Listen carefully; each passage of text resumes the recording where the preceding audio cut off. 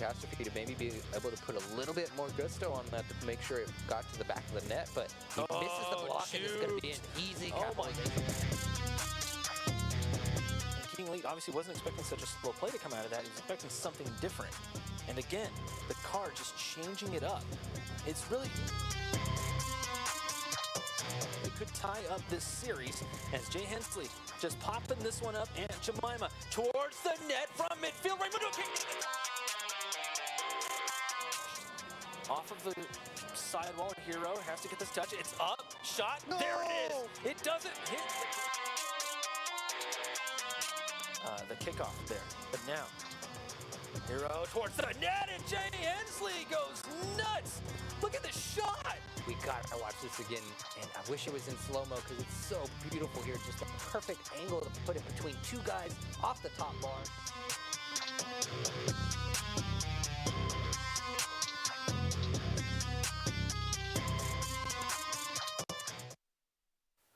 Welcome into Esports Arena. That's right, we're back for some more Rocket League Tuesdays. I'm Ninja Rider, Curtis, whatever you want to call me. A bunch of different names depending on the time of day, I guess. Yeah, time of day and it's still night out, so we're going to keep the mood of the people around me, I suppose. The lights are dim here in the studio. So yeah, I like that. Yeah, shirts are tucked in. Yeah, we're looking good for this cast. I think so. The chat's going to dress up. They're going to be coming in all prepared. Last I heard that one of them was going to dress up as Mario.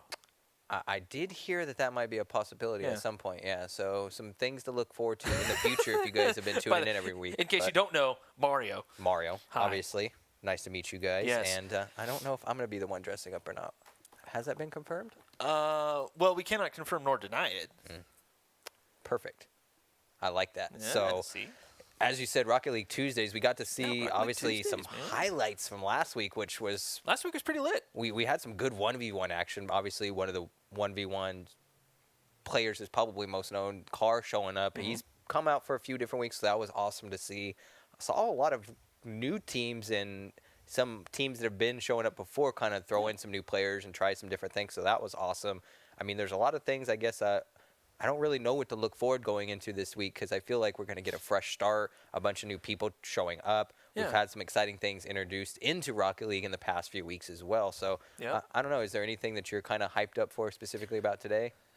You know, just a continuation off of last week. We saw some growth in teams over the last month or so, and that always interests me in how players grow within their team and grow amongst themselves.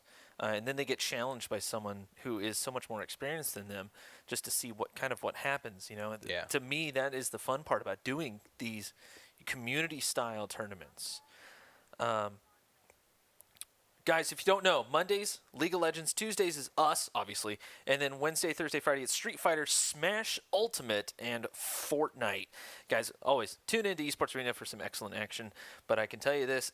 We do have a match on our hands. It's Rockwall High School versus Come On Ray. And we've hyped up Rockwall High School a few times before just because, again, having a high school team that's kind of getting the culture out there is huge. And Come On Ray is another team that we've seen on a consistent basis make an appearance in these events. So this should be an exciting matchup nonetheless to get right in on board with. And we're hopping on board, it looks like, with Kurt, who shot and scored across just an empty field. Everyone kind of unfortunately finding themselves out of position and actually missed the block there. Whoops. But they're laughing about it. They're joking. They know it's only a minute in, just kind of getting warmed up. But looking at the board, it's round one of a best of three. So depending on where they might be starting the series or some warm-up fun matches before. Yeah, it's round one in the tournament. Looks like Rockwall, for some reason, has 2 wins, oddly. I don't know if we're joining right up in the middle of this. The producers probably just need to correct the overlay there, guys. I know you guys pay attention to little things like that. No big deal, though. 3 minutes and 30 seconds left in this particular game. And Come On Ray already on the board. We joined right as that happened. And these guys out of Fort Worth, Catastrophe coming in again. Decent shot. Yep, and these are 2 guys that we've seen on this particular team, Come On Ray, like we mentioned earlier, that have shown up on a consistent basis. So Kurt and this team is something that you guys kind of need to, if you're looking to show up and compete, study them a little bit. They've been out here before. Obviously, Raymundo is another name that we've seen make some big plays here in the past as well. Can't remember if he was in the particular replay best of fives we just watched, but he's made some great plays nonetheless over the past few weeks. As we see Rockwell High School, unfortunately losing the lead here. They are down 2, but some great touches to kind of collect themselves and get this lead hopefully back here. But NoHud has some amazing work there with his car. It's amazing acrobatics here, a setup here. NoHud cycles right back in, but Raimundo sends it away, trying to play this one off the wall. That's on target. It's not quite enough. Luckily, Works being in the right spot at the right time, knowing where he needs to be in that defensive position, allowing his other 2 teammates, it looks like, hopefully here, we don't know the 3rd player on their team because he's just using, the neutral account name there. But this should nonetheless be a close match, which we see here. A lot of contests, some good technical shots and plays coming on board here. And it's really going to come down to, I think, which team decides to, I guess, take advantage of. Ooh, good block coming in here by NoHud since he's the only man in the backfield. Yeah, and it looks like Rockwall trying to play the defensive game, and while that's okay, you have to start converting that onto some offense, and that transition period between defense to offense is extremely slow for them. And Come On Ray has been taking advantage of that, basically controlling the midfield all the way through.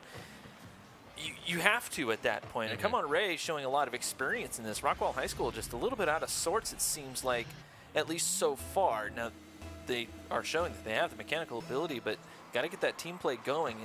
And in this particular game, it's not happening at all.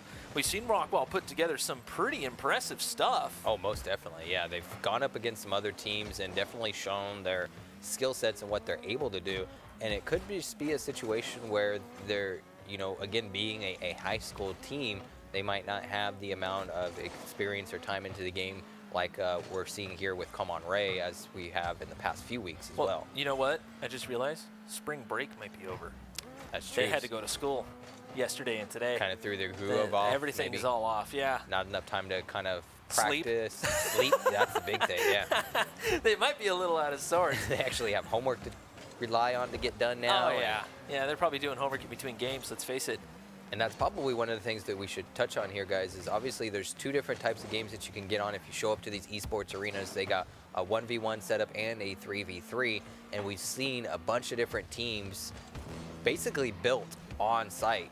People kind of get together, start playing at home, and meeting each other and building that community inside their cities, which is awesome. So again, shout out to everybody at all our different facilities, and a huge shout out to Walmart's by providing the opportunity for our players that we're watching right now to be playing with, which is huge. As game 1 gets down to the wire, Rockwall starting to put together some decent plays here and there, but Come On Ray has been defending fairly well, and we're not seeing consistent pressure from Rockwall. We've mentioned that a little bit before, and they haven't quite cleaned that up. They're starting to kind of come into their own, which is good to see as we...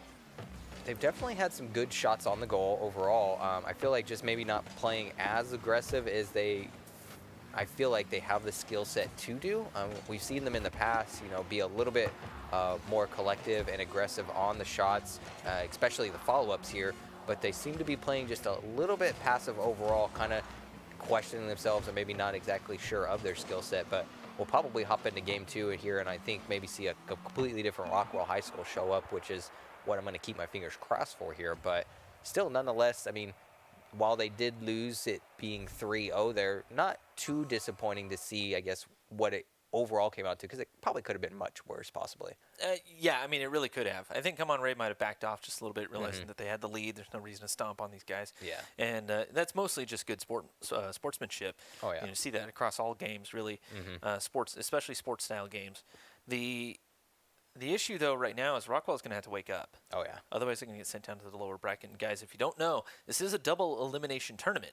So you show up, you're going to get at least 2 competitive matches in, at least. And then, if you get knocked out, of course, you can hang out and chill and see what's going on. And if you happen to be at a Walmart, maybe get something to eat. I don't know, whatever. Shop around a little bit, We always talk about making sure you get your underwear. Oh, yeah. Clean underwear, clean socks, and deodorant. Those are the 3 essential things to be an esports gamer. And, I mean, you're at Walmart, so you can get all of that and the gamer fuel. Fuel. There you go. Mind you. Get some gamer juices, fuel. Some juices flowing in you, and get the yeah.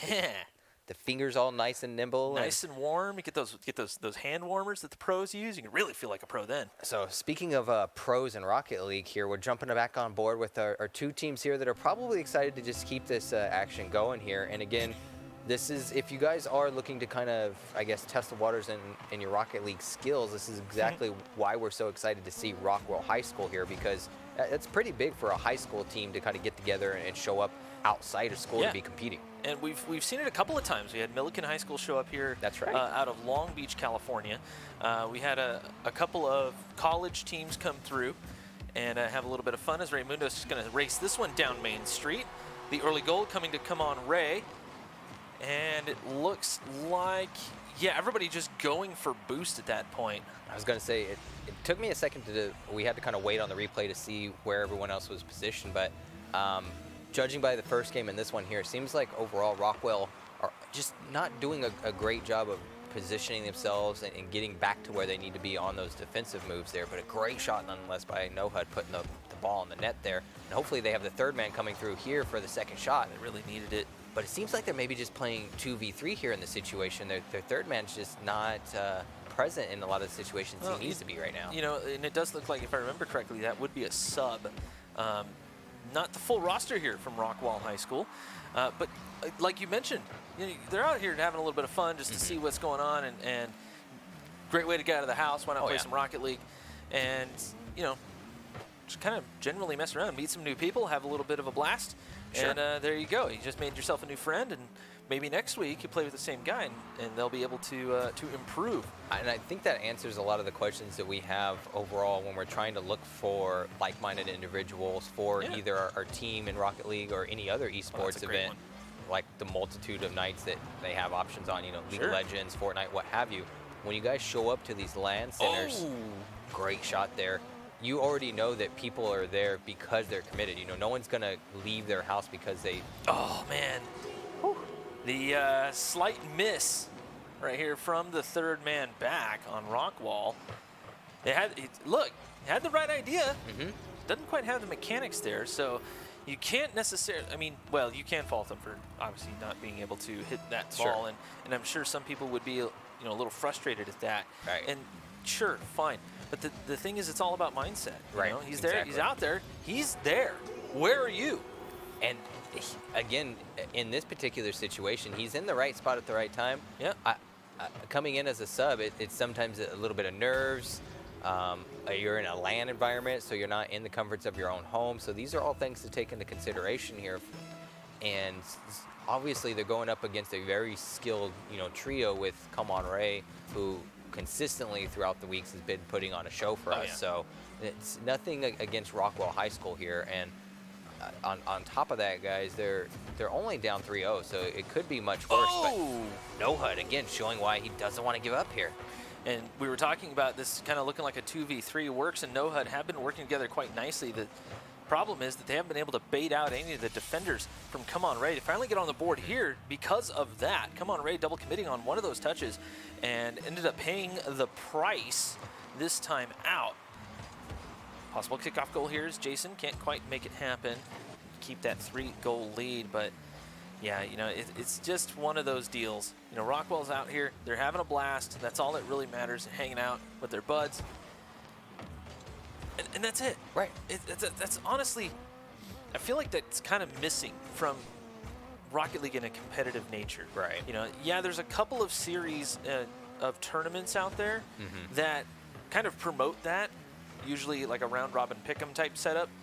Dodgeball out back in the day, when you were in high school type setup. But that's kind of it. Yeah. These guys are here having a blast, getting some valuable experience like we've talked about multiple times. And you, the viewers, can do the same thing, assuming you're close enough to an esports arena. I understand it is a Tuesday, and that does kind of play into things. But if you're close enough and you're not here,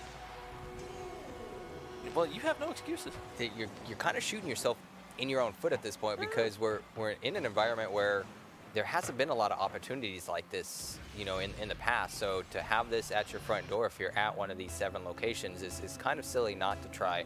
And the biggest thing I think is, we haven't even seen the cusp of what this can become. You know, it's up to you guys to really spread the message and get the awareness out about these events. So the more you let your friends know that this is going on every Tuesday night, you know, at 7 different locations, it's only $15 to show up and have a chance to take home some Rocket League swag. Obviously, the end of the season event and prize is huge too. So there's so much going on, guys. And again, huge shout outs to our sponsors, Walmart, and all the overpowered PCs they're using at our facilities, because without them, you guys wouldn't have anything to watch and be entertained or anywhere to go and play all these amazing games. But we're seeing such some amazing defensive plays by No Huds, just double touching, getting the saves. So technical work right there that, again, it's just showing that their third man, again, no fault to him, is, again, somebody that they might not picked up, just might not be familiar with. So there's a lot of things that can come into play. Of course, and that's all right. He's out here. It's one of those eye-opening situations. Oh, most I remember definitely. the first time, you know, okay, so I picked up Rocket League, obviously, you know, after season 1 of RLCS, and a lot of my friends, people I knew, were obviously a whole ton better than I could barely hit the ball. They let me play with them, and I mean, I couldn't even keep up. They were so fast. And that was back when players weren't nearly as good as they are now. Right. You know, a champion or a grand champion back then is a modern diamond. Just to give you an idea, you know? So that's also goes to show you, you know, if you're a diamond now, just remember, at one point you would have been a GC. Skill level wise, I think just about remember that. Yeah, and that's something that needs to be thought about, because when you're in these LAN environments, there's so much that you pick up just from being in that presence or in that environment that you wouldn't get elsewhere. And that's huge, because, again, speaking from my history, I can tell you, just like you said, that there's things I can look back on, and right now I could say, I can't believe I was proud that I thought that was cool or impressive or that was talented, you know? But that's where the environment starts at sometimes. You know, we all have a place to grow and learn, and a lot of times when you see things in person or they are happening in front of you, it's a lot easier than then go back and say, that's how that developed, or that's why that happened. And you've done a great job letting these guys know that there's a bunch of different ways they can go back and watch their footage or really analyze things to kind of collect on or take the time to really grow as far as their career goes, which I think is huge. I mean, we take a lot of time making the analytical comments about the rights, wrongs that these players are doing, but that's mainly because we are looking to try to, I guess, gauge what they could do to get better next time, and that's all it is. So yeah, and obviously to add a little bit of flavor to the broadcast, and sometimes we seriously cringe hard. Just a little bit. But I mean, let's face it, it's all for the laughs and the lulls and the entertainment value for you guys. But the problem is, obviously, it can be disconcerting. A little bit, yeah. You know, you really have to love Rocket League if you want to really try for a champion rank or even a grand champ rank. It is addictive. I'll give it that. It is. You just want to keep on trying, and for coaching purposes and things along those lines, all those things are available. If you happen to be new to Rocket League, you've never seen Rocket League before, and you want to give it a try, go ahead. You know, give it a shot. Give it about 10 hours. See how you feel. Oh yeah. I mean, it really takes about that long just to kind of get an idea if you want to pursue this, and if you really want to get better, consult a coach. There's plenty of resources out there. If you visit the Rocket League Reddit and the coaching Discord. Get out there. There's a coaching Discord. There's a coaching Reddit. Oh yeah. There's all kinds of resources. Plus, generally, if you start asking questions to people on Twitter or pros or anything, they'll generally give you something to think about at least. Maybe not the actual answer, but it'll get you thinking. And it looks like the players decided to make this one a best of 5. So thanks, players. Most definitely. Yeah. We're never going to complain about having more Rocket League action to watch here. Of course. And to kind of touch on your basis of what you were talking about, I think a lot of these players really need to consider that and think about what they can gain out of all of that, because it's huge, and we're seeing the growth in some of the people that we've just been able to watch in the past few weeks and how they've kind of catapulted their skills and some of the things that they're able to do, which is kind of cool. And we've seen teams develop and get better overall, which is awesome. So just to have an environment to practice is huge. And this is one way, a fantastic block there. The patience working out well for, I don't, what should we call these people with the generic names, the players with the generic names? We're going to have to come up with a cool name for them. This is where we turn to chat, huh? I think we rely on chat. You know, they don't have the pressures of keeping all these viewers entertained, having to think on the spot and watch what's going on. They just sit back and relax with the popcorn and say, you guys should call them this. So chat, where you at? Help us out here. here. Let us know, guys. I'm sure the producers are watching. They will yell at us in our ears. And already Come On Ray does have 1 goal, but Generic No Name does have a save this time. So tack that one up on the board. Well done. That said, Come On Ray just trying to finish out the series at this particular juncture. And wait, here we go. Oh, no, he shouldn't have jumped. A little bit of a mistouch there. Luckily, it was enough time. Coming back for the defensive save there. And I think it's what you mentioned is just having the maybe a little bit more practice on the field or with the 2 players, because you can see the communication between NoHUD and Works just so flawless when they go for the touches. So I think this is a great dichotomy example. Mm-hmm. Okay, let's just assume that Generic No Name here is new. Right. Let's say 20 hours, right? We haven't seen any flying yet, and we've seen a lot of nervousness. Yeah. And that's to be expected. Let's face it, this is very nerve-wracking. It's probably his first tournament. Probably doesn't want to let them down, being the new guy on the roster. Yeah, of course. Catastrophe trying to go high on this shot actually would have been pretty beautiful, but does get knocked away. All right, so you're watching basically a bronze, maybe a low silver, new person. Right. Trying to play with people who are very, very much better than him. So for all of you people out there who are trying to be toxic and call someone in champ a bronze, this is what you're saying right here. Raymundo, beautiful though.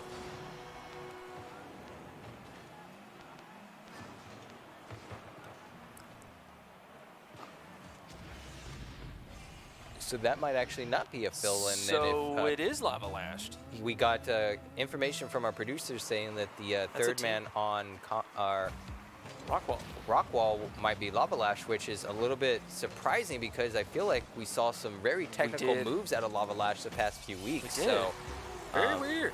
Maybe just feeling under the weather. I'm a little bit surprised by that, just because he was last week doing such a great job, which again goes to show you that anything can happen, I guess, in a 1v wick. You brought up the fact that maybe it's high school, we don't know what Lava Lash's homework situation's like, or, it's Tuesday night at, 6, 7 o'clock, depending on where they're at on the time frame. Well, so I mean, it would be 9:30, so yeah. A little bit later there. We're coming out of Fort Worth right now, so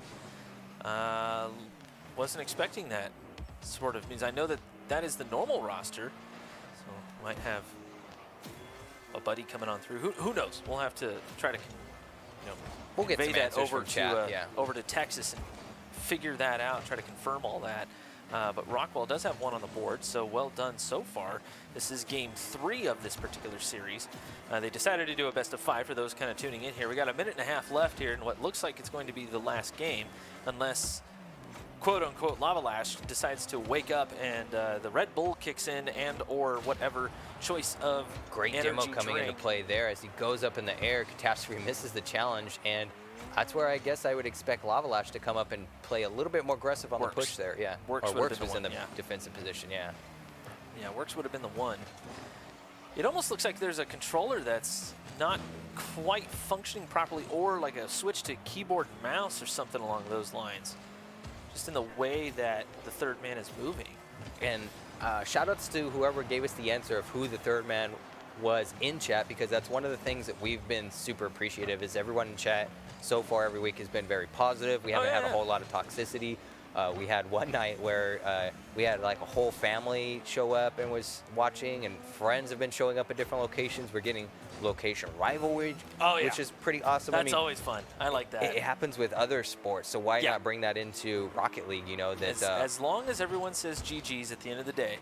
That's all that matters, at least in my book. Understands that Orange County is the true Rocket League champs. Yeah, but nobody shows up. Where is everyone? We're trying to bring out the love to Orange County. Well, I take that back. People have showed up. It just kind of seems like the Orange County crowd Well, I'll be fair. Has been quite a bit of traffic lately.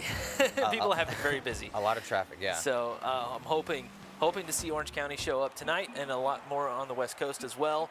As we are running through the Central guys right now, that right there is action from Fort Worth. Rockwall. Not too surprising to see the end results there with the previous 2 games, but once we heard that it was Lavalash being the 3rd man there, I guess I was, again, taken a little bit back. But me too. A little bit. I would have to look at the results, I guess, of last week, because I feel like, I mean, I'm just going to say this, but Come On Ray overall, I feel like has been in the top tier of results. So I don't expect them to have a bad showing every week anyway. So no bad feelings to, Rockwell there. You guys just maybe be a little bit younger, need a little bit more practice and experience. And I mean, Come On Ray has Raymundo, who's actually part of the back end of the Rocket League community, if you will. Gotcha, okay. So there is a lot of resources there. And like I said, everyone can look it up. None of this is really private. Let's face it. There's plenty of YouTube resources. There's plenty of Reddit resources that can be accessed.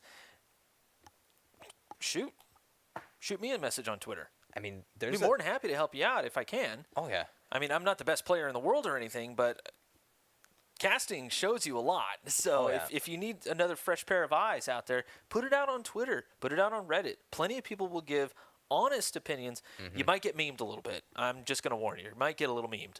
But that's to be expected amongst us gamers. We're going to give each other a hard time. That's kind of the way it is. And luckily, I think we don't see it when it's not, as long as you're not asking the questions that have already been asked in the Rocket League, like the ones that are, what cars are faster than the others, which ones have better hit. Look, your face right now, you're just, but I already know.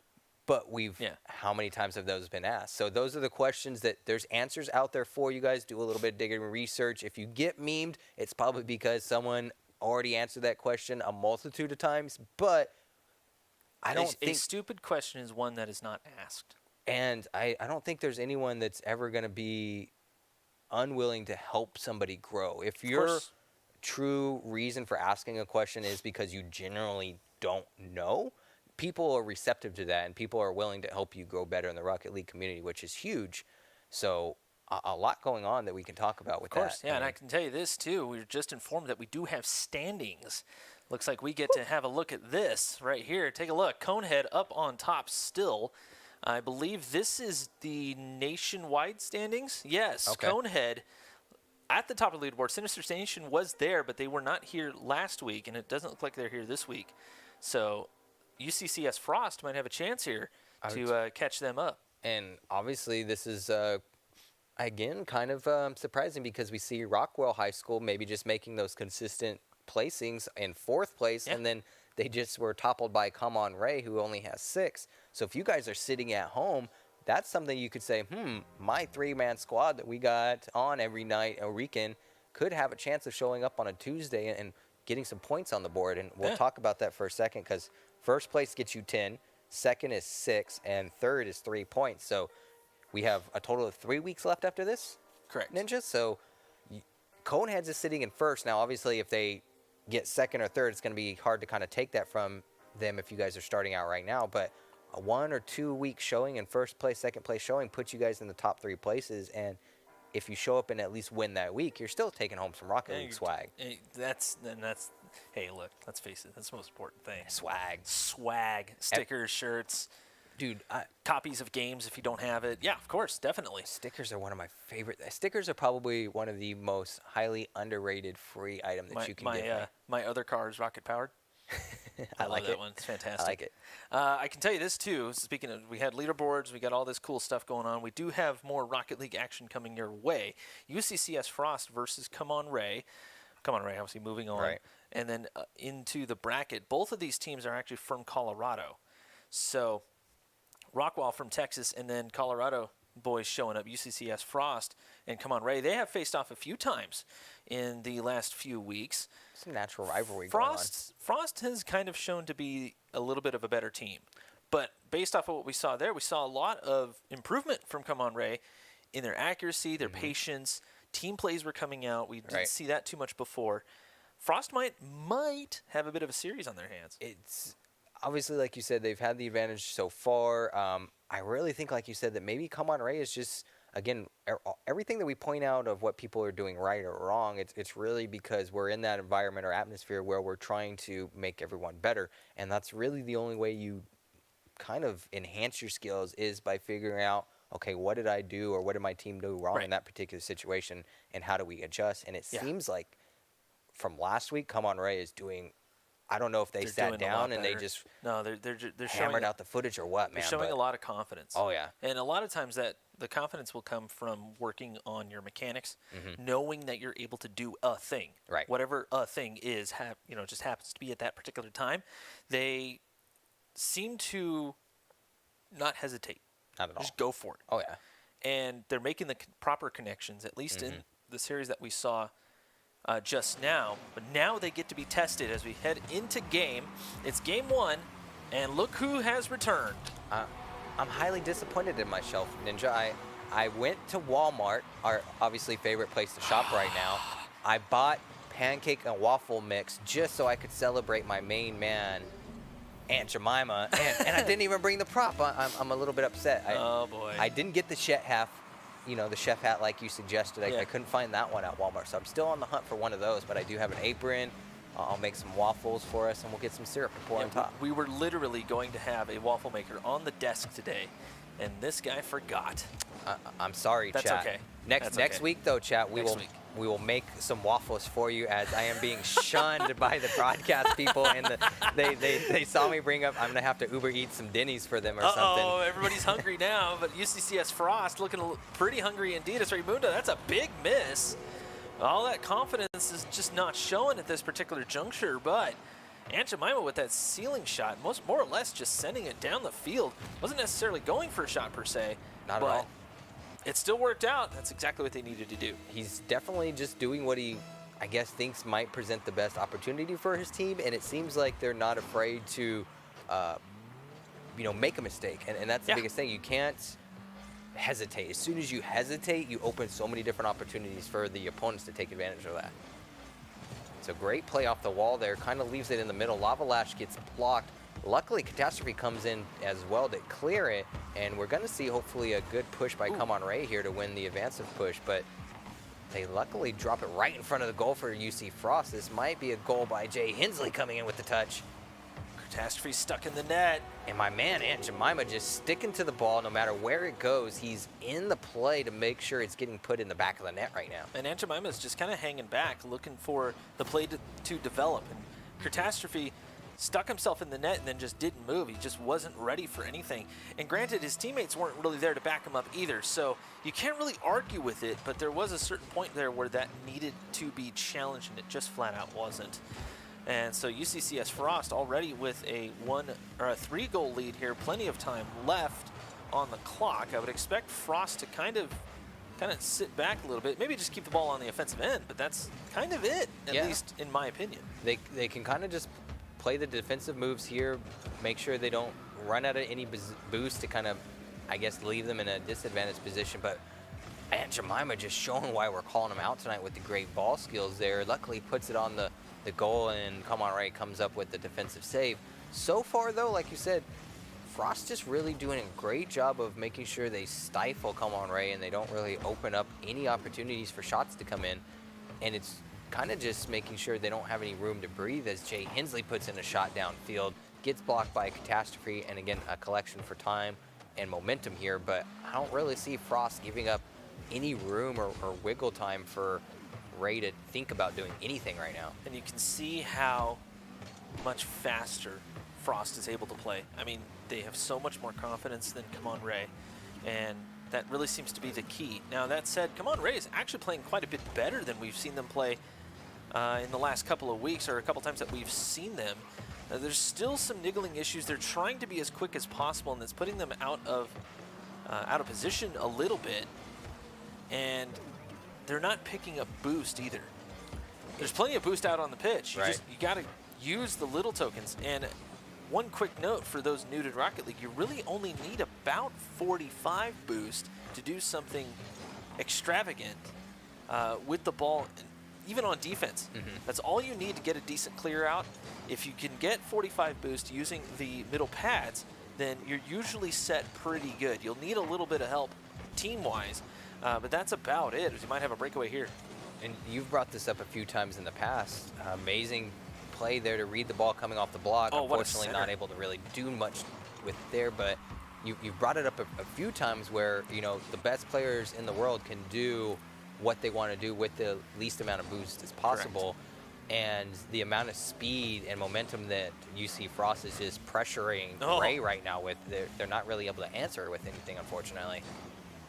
Unfortunately, a cheeky touch there coming in by Aunt Jemima trying to put the shot on goal, with Lava Lash coming in for the touch, but not able to connect. And again, this three-man here with Jay Hensley in the backfield is so strong. You know, it really is. And they're basically more or less turtling up. They're just playing this one off, not really going for anything too crazy. And the minute timer goes off, they can kind of loosen up a touch. We're talking about Frost here. But come on, Ray, trying to pressure the ball, it's just not working. They're staying on the ground. They're not really... Look, usually we talk about how people are ball chasing too much. There is a point to where you do need to chase some.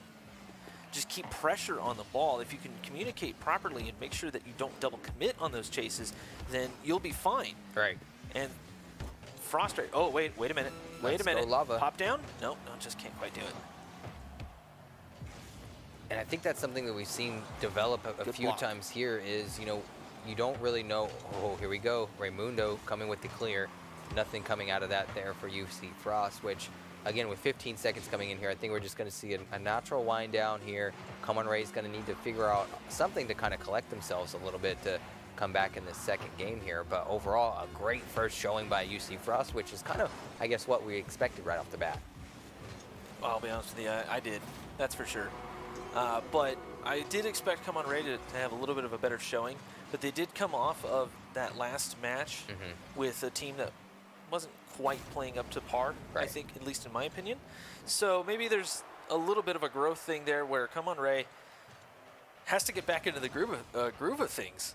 A little bit, You know, it's there is such a thing in Rocket League. You know, other games, CSGO, things like that, you can kind of sink into it within a few minutes, maybe less. 15, 20 seconds, you know, you kind of sink back into it. The map becomes familiar again.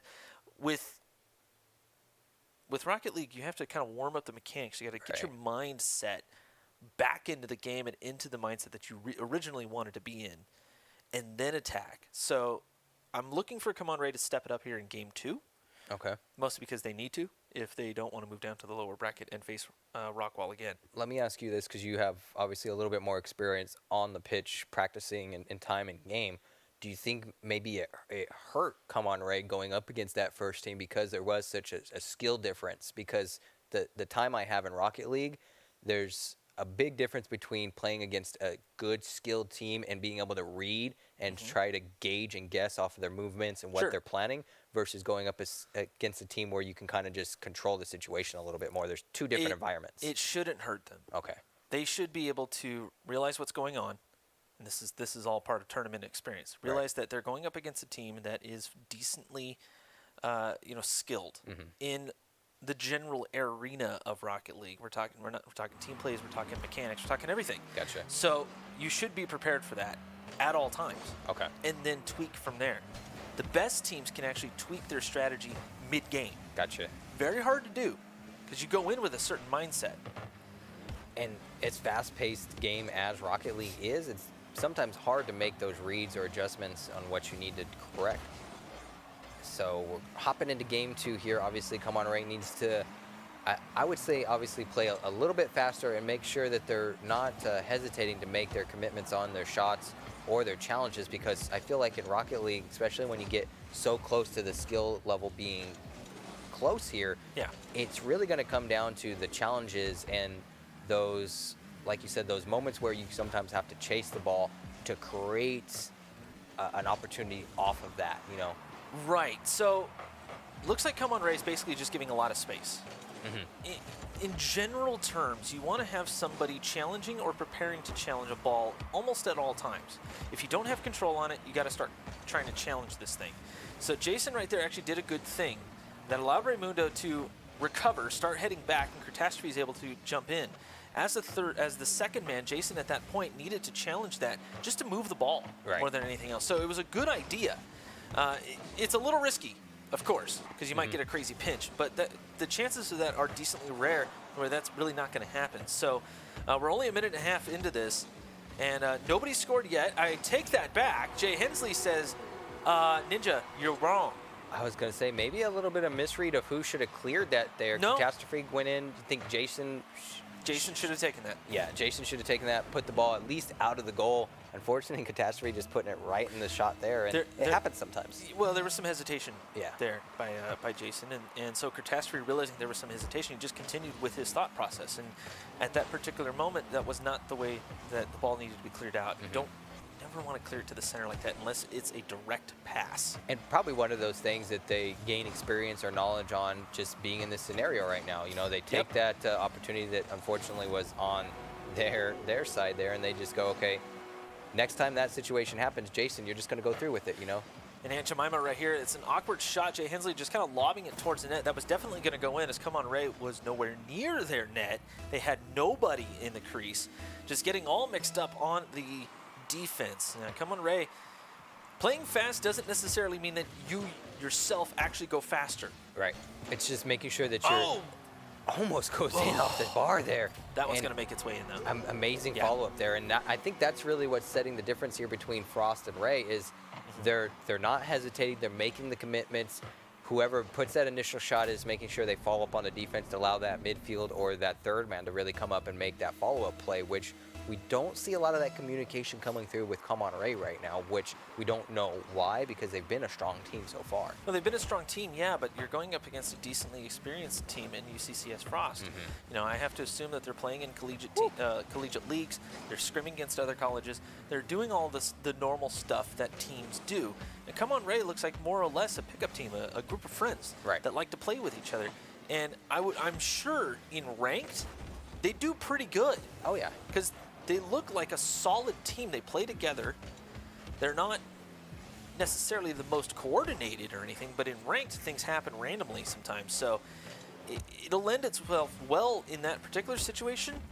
But when you get into much more organized play, such as this, you go up against a team that has so much experience in said organized play, your flaws immediately start to come out, and they come out quickly. And they're in your face, and you have to try to mitigate those as quick as possible, and that can make people very nervous. And I think that's probably the thing that I'm most excited or most happy that we are able to do this on a weekly event, because those are all questions, those are all issues that can be evaluated, that can be corrected. You know, there's nothing that these guys are doing or that we're pointing out that is unchangeable or uncorrectable. You know, these guys are on the right path to make the adjustments, to show up on a weekly basis, to really find out what skills they have. So again, if you guys are sitting at home right now and you're anywhere near Roseville, Spokane, Fort Worth, Colorado Springs, Tulsa, Oakland, or Orange County, I mean, I want to be able to cast over your name and give you guys some hype by showing up here. So again, Tuesday nights, Rocket League, if that's your thing, you guys have a place to call home now, a community to grow forward with. And again, UC Frost is showing why they've obviously made it to the top echelons of the leaderboards on obviously every Tuesday night so far for us. So yeah, Jay Hensley right here, decent shot, and that's all set up by Aunt Jemima, just moving it towards the backboard. There wasn't really too many. No, there wasn't anyone back at all. It was a double commit on the offense, and Raymundo had to try to cycle around. And so we're starting to kind of see the flaws of Come On Ray become extremely apparent. They're pushing the play a little bit too hard. They need to be a little bit more patient. And then we're seeing a lot of Jason just not going for it. Right. It seems like he's waiting for his teammates to just take over on the possession when it should have been him. And you know, maybe he doesn't quite have the mechanical skill. Maybe he doesn't feel like he's as good. It doesn't matter. Right. You keep the rotation up. Most of the time, you're going to see a little bit more success. The perfect analogy I can give you is the leagues out there that allow for less skilled players to play together. You know, such as those like MLE and another shot comes out here from Aunt Jemima. MLE, as well as, you know, United Rogue. I think Elevate has a couple. You know, there's PTP, Part-Time Pros in Europe. Those kind of setups, you learn those things very quickly. And the teams that can implement those things quicker and just play with more confidence, even if you miss, doesn't matter. You were there, you challenged the ball. Usually that's going to end up in a decent position for you to then move the ball down the field. I think usually, and I like what you touched on there, is because I've always been a big proponent of, you got to force yourself to make mistakes. If in your head your initial gut response or reaction is to do a particular move or strategy, I feel like that is what you really need to commit to. Make that decision, don't hesitate, and correct yourself afterwards. Let's say he's going for an aerial move in a particular situation to center a ball and it doesn't work out. I feel like there's nothing wrong with that. You still make that, and then you learn, okay, in that particular scenario, in that setup, this is what happens. And that's where I think we're really seeing the growth of these teams come in the next, is the teams that aren't afraid to make mistakes and call themselves out on it and then watch that footage the next week are the ones that we're really seeing elevate in this. And I mean, UCC Frost from week 1 to right now, it's a huge difference as far as their cohesive skill as a 3-team unit right now. I'm really impressed. So we're hopping right back on board to not let you guys get any breaks in some action here, but looks obviously like they decided on another best of 5, which doesn't hurt our feelings at all, because we love UC Frost, we love Come Ray. Everybody that's been showing up in chat for both teams has been super positive. And again, we're just talking about what everyone needs to do to kind of enhance their skills, which if they're showing up to a LAN event and paying to enter, they want to get better as well. Oh yeah, of course. You want to see what you can do. You got to put yourself up to the test. And I should probably maybe give them a little bit of a tip. There is actually a team-ranked sort of 6-man style Discord out there. It's on the Reddit. You guys, all you have to do is just search it. And someone has put together a bot that will actually match up teams based off of a team MMR. Okay, that's really interesting. So that's not something that Rocket League has at all. The original game, otherwise known as Supersonic Acrobatic Rocket Powered Battle Cars, had it. You like saying that, don't you? I've had a lot of practice saying that. You yes, love saying that. No, well, no, not really, but I have had a lot of practice saying it. They had a feature that you would play with certain people, and then the game would remember that and would actually rank the team. That 6-man cohesive team. No, that 3-man team. Or 3-man, okay. Yeah. That's pretty interesting. Yeah. Rocket League, there was always plans to put it in Rocket League, but it was very tough to implement. You had to try to keep track of 20 million players in all of their teams. That's a lot of data. That's a lot of data. That's insane. So it was never really implemented. I don't know if they really quite figured out how to do it. Maybe they did and it was just too much. Yeah. I don't know. I have talked to developers about this before, and obviously they really can't tell you much. Sure. Other than that they discussed it. It's But so the team ranked Discord is out there. And I think Come On Ray would actually benefit from something like that quite immensely. Instead of waiting for these situations, practicing and practicing, and then go and do this, and then you get a team like UCCS Frost, which is, let's face it, they are quite good. Oh yeah. And while Come On Ray is actually having a decent showing here, it may not show on the scoreline, they're doing a lot better than they were before, and that's always good. Practice throughout the week as a team against other teams. That's the biggest thing. Is huge. Yeah. Something along those lines would help them out a ton, as we have Aunt Jemima again going for a shot. Look at right here. We're nearing halftime, and already, Frost have only scored the 1, and that's it. Come On Ray have really buttoned it up quite a bit. It looks like they've made some adjustments on their rotation. Yeah, I've just been kind of watching, trying to really focus on what maybe they've done to change it here. It seems like just playing overall much tighter. They're not giving Frost as much space, or they're not allowing Frost to make the decisions first. They're really kind of forcing a challenge whenever the situation presents itself, and Jason's doing a much better job starting to get involved. Yeah. Exactly, yeah. So they're playing a little bit quicker here as a team, making sure the touches come in all together. And like you were talking about, a lot of these questions don't get answered until you put yourself in that environment to be tested. So again, guys, show up, have fun, meet some people, have a great time on a Tuesday night for a few hours, instead of playing at home, which is cool. And one of I think the funnest things about that is that we've seen so many people make a 3-man team at the environments or the events and facilities. So there's no real reason for you guys not to show up. And like you were talking about with all those different leagues and events, it's a chance for you to kind of meet people in that environment that might have the same questions, or maybe even found some of the answers that you have questions to, and kind of maybe speed up your quest to become a Rocket League expert. Just over a minute left here, and Frost still only with the 1 goal. Definitely not from a lack of pressure, but it does seem like Jason has just loosened up and said, you know what, I'm just going to go for it.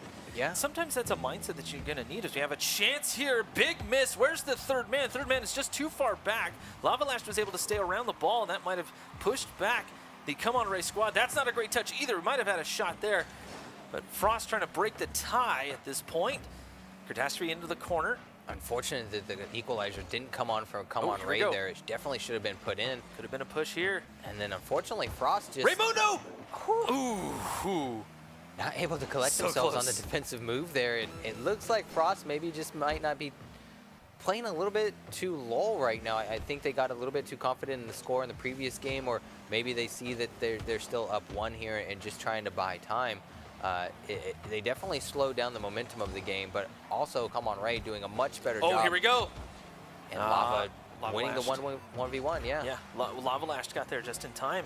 Come On Ray showing some signs of life here. As Catastrophe goes up for a shot. Oh, that needed to be a shot. Raymundo trying. Oh, Much better game and showing, though. Much better showing, yeah. It seems like Come On Ray definitely are getting the idea of it all. But there's certain placements that you need to kind of put yourself in. Right. When you're trying to make a challenge like that and you're trying to be speedy about it, turn a whole speedy boy on it. And you saw some evidence there from Come On Ray in the way that they were coming at the ball from the side. They need to be coming at it from behind the ball. Yeah, it's a little more on the nose, but they'll be able to put some serious speed on it. And that's where the third man comes in. Yeah. We saw a lot of first man, second man play come through on there. Actually, Jason was the one that needed to take that shot and come in very quickly. I'm going to sum it down to, I think, hesitation. I think they're just maybe a little bit timid on pulling the trigger and going for it.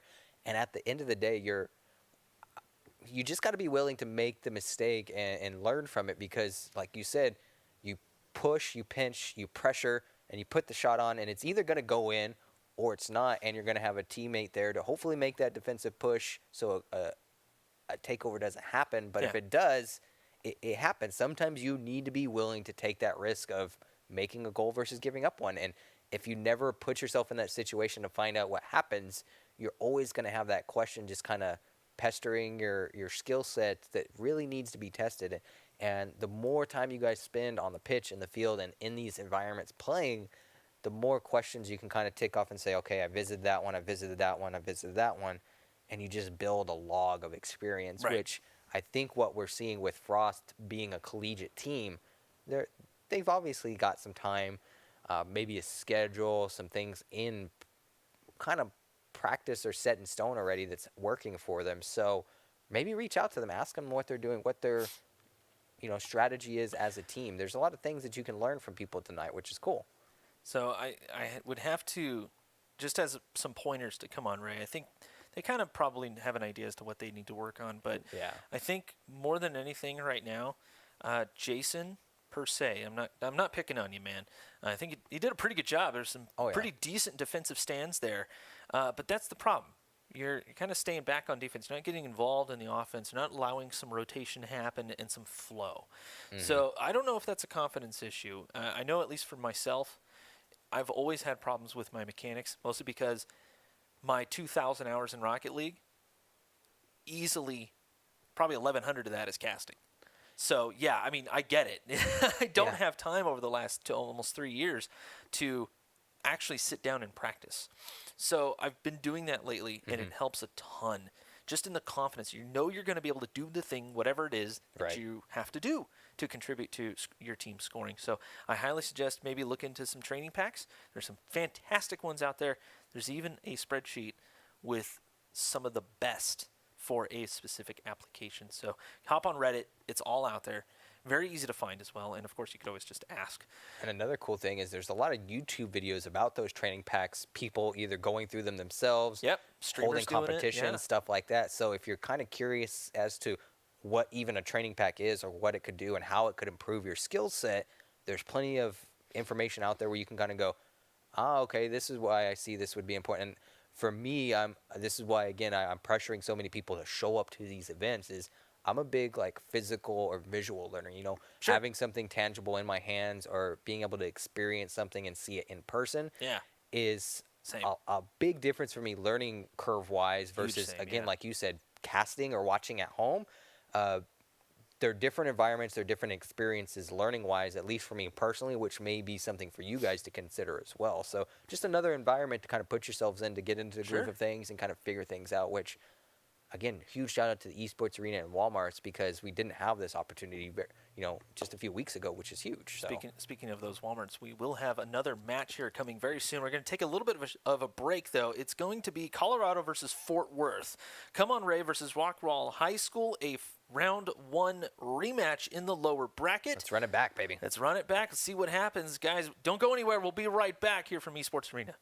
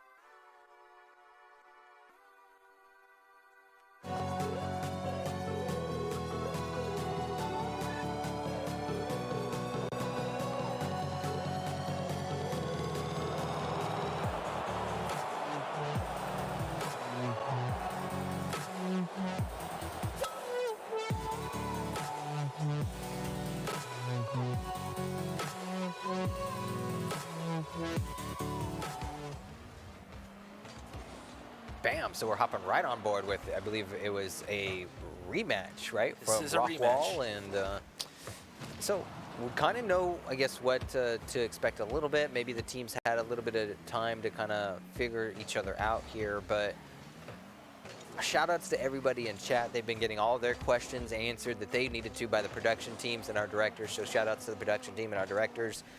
Just to reiterate a little bit for you guys, there's 7 different locations that you guys can come out and play. And this is just Rocket League Tuesday. So if you're big fans of Rocket Leagues, which obviously you are because this is why you're here, Roseville, Spokane Valley, Fort Worth, Colorado Springs, Tulsa, Oakland, and Santa Ana. 7 different places for you guys to show up, which is awesome. And you can play in either a 1v1 or a 3v3. You guys don't have to have a full team together. You can show up, put together a team on site, meet some people, have a great time, which is awesome. And again, the community that we've seen in chat, I saw Grandma. She's been showing up. Dangerous Grandma again this week, which that's an awesome name. So shout out to her.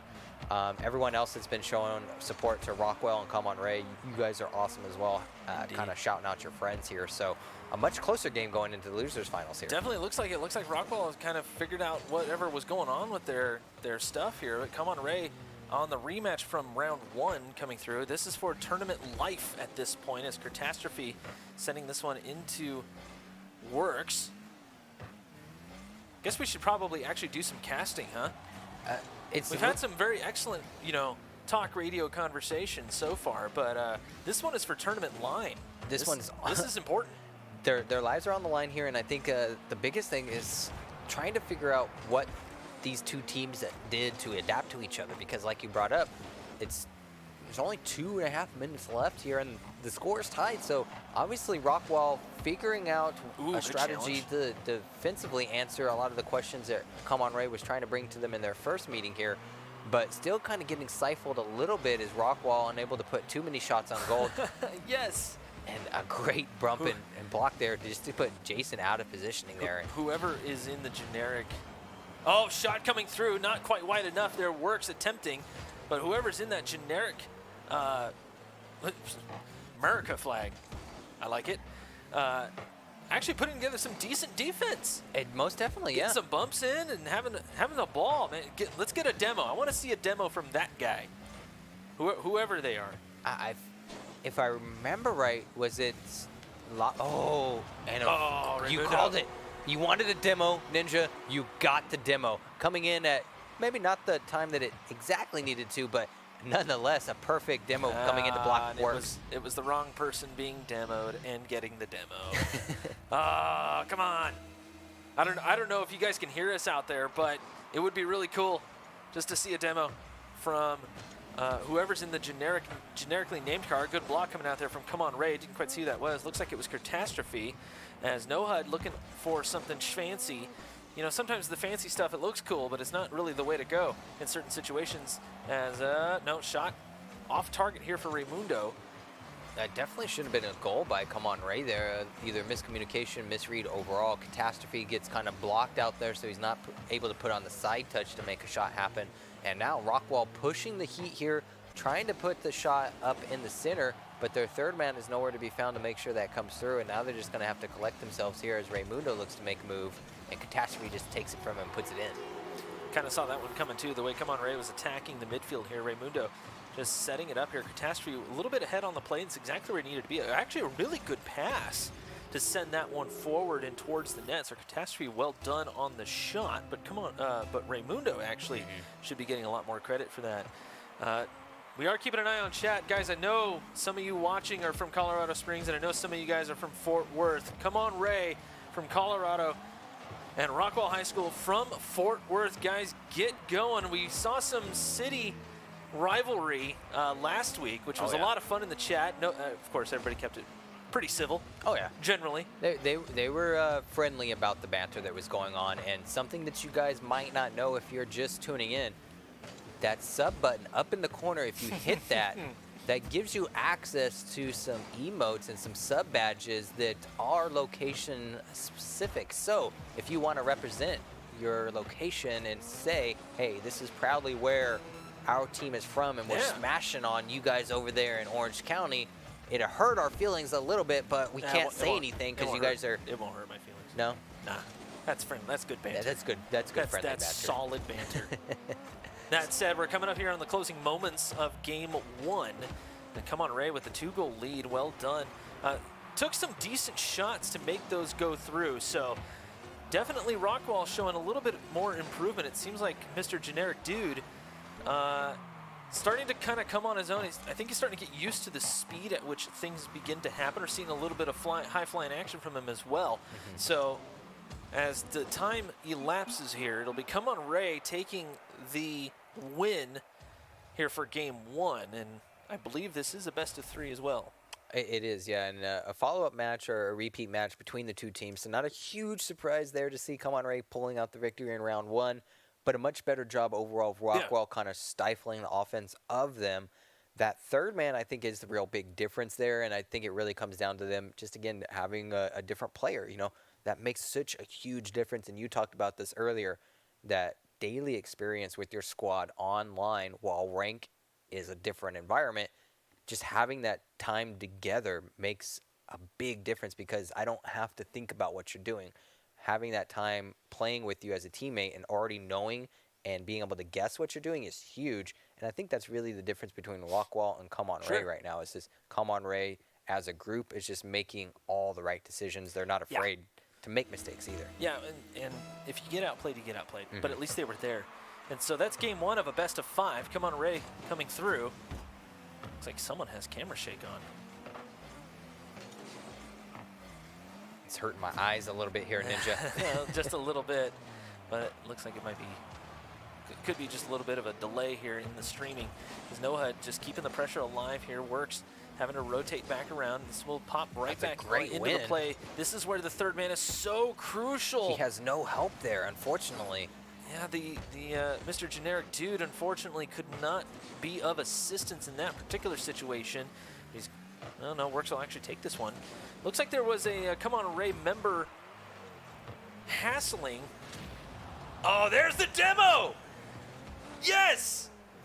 The perfect opportunity for them to capitalize on it, but unable to really make anything come through. They find themselves at a place now Come On Ray kind of in the advantageous position, wins a great challenge to put a shot on goal there, but NoHud has no support from his secondary or third man. So again, Come On Ray is going to win the ball, able to kind of control themselves and get back into the defensive positions they need to be. Oh, that's a good shot. Will get blocked away though. Works on the pickup. I really want Rockwell to show, or I guess have some gusto. They don't feel to have any oomph right now. Well, they are, to be fair, they are kind of playing 2v3. They're doing a pretty good job. There's the top shelfer from NoHud. Rockwell putting on all this pressure, and they finally get something out of it.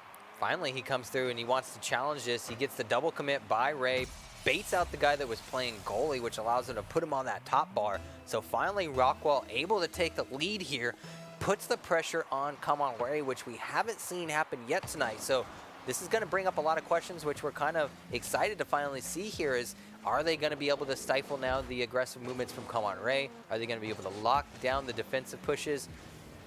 This is where this series is sometimes exciting to see where it goes when you have another team coming back from the depths here. Loose ball here. Catastrophe, seeing what was going on, is able to race down the pitch and send it in down Main Street. Well done here by Come On Ray, just keeping the play alive. Ramundo got a decent touch there defensively under pressure. I believe that was Works. And you can see the third man on Rockwell trying to get involved. Unfortunately, just got a little bit too close for that particular situation. There was nobody on the way back. That's the big one right there. And sometimes that's the biggest thing, is knowing where you need to be after you've made a decision is huge, especially if you take a shot. You really got to trust that your teammates are going to make the follow-up commits and get back into that defensive kind of mindset there. I know this is big, but Dangerous Grandma, did they take down the copies of Rocket League on the desk so Mario wouldn't knock them over? He actually Goomba stomped them. I thought we were friends, Dangerous Grandma. You're not supposed to bring things like that up from last week. Hang on. We got to put that rivalry on hold, because Rockwell here just scored another one. Coming up on halftime, Works on the breakaway play. Well done to keep the ball under control just enough to get it towards the net. A great way to, like you said, equalize and take the lead here, and a challenge that if you don't make that decision, you're not getting that goal, which I think is really kind of showing the difference between the scores right now as they're coming through. But again, the answer is right just seconds away. Anytime Rockwell takes the lead or answers with the goal, Come On Ray is putting one right back in their net. And I think we need to give Come On Ray a little bit more credit as well, as the way that they're handling this particular game. I think they realize that, you know, Rockwell's not quite at their fighting weight, if you will. They're just not quite there, yeah. And so Come On Ray playing confidently, but they're not pushing it. Right. They're not trying to stomp these guys into the ground. So well done by them, just showing a little bit of sportsmanship. At least I think that's what's going on. It definitely appears that, and I think it's safe to say that that's happening, because we did see that last week. I can't remember the player that was dominating in the 1v1 event, but I think it was the car. The car. We saw a time period where he himself kind of recognized the gap there. Yeah. And he allowed his opponents to really practice, which was different. And that's what we could be seeing here is Come On Ray recognizing the gap and the difference and saying, what do you guys need to work on, or what do we think you guys maybe need to try, and we'll be the bots that you need us to be. Yeah, kind of, in a way, you could say that. You know, Jason probably could have made that shot, let's face it. NoHud just rushing in to try to defend away, and all he really had to do at that point was just run into the ball. Would have came up nicely. But yeah, Floorball liking the Roadhog XL as well. Awesome. Chunky. I mean, that's like Campbell's Chunky Soup Chunky. He's looking to get in the way and be hefty on the field, that's for sure. We don't see it a whole lot, which is probably unique. Now, of course, the hitbox on that particular car is actually an Octane. So I know that doesn't make any sense, as Rockwell is able to tie this one up. Come On Ray getting a little bit too feisty on the offensive end, and the huge breakaway here by Rockwell. Works able to just finish this one off. NoHud involved in that as well. Well done. We have a tie game at 3. And again, this is why with Rocket League things can change so quick. We've seen so many goals come in a small period of time, and it's really up to now Come On Ray to answer back with this push. But a great pinch shot there coming in with the follow-up. Grounder. And unfortunately, as you've been saying it, the unknown third man just kind of a little bit stagnant there. Well, no, he was moving around and doing the best that he could. just coming off of the kickoff there. Probably didn't have a whole lot of boost, if any at all. Gotcha. So trying to read a shot when you're basically dead in the water, yes, that's very hard. But he was there. He was predicting. He was doing the best that he could. And that's all anyone can ask for. And that's all I would ever ask for in casting these games. So Come On Ray takes the lead here. No HUD moving on down. But Come On Ray can't get too sassy with it because Works is ready for it. No HUD. Some excellent team plays coming out here from Rockwall as a ball gets moved down towards the net. There goes Mr. Generic Man, able to block that one away, so well done. Come On Ray, kind of teeing up here for Rockwall, and they need to make sure they don't overcommit. Otherwise, they will go down in game 2, but Come On Ray looking pretty strong. We are running a best of 5 here, as the teams did agree to that. Right. Just to give you guys a little bit more Rocket League, and it'll allow Rockwall also to get a little bit more practice on the pitch. And I think that's something important that you brought up there. Oh, that's a big miss. Unfortunately, they're not able to capitalize on that, and I think Rockwell is doing a great job of, that's not a pinch you always want to make. Luckily, Come On Ray's not in the position to put in a shot there. So Rockwell's really got to answer up here in the final seconds, but that's not what you want to see. Yeah, triple commit there from Rockwall.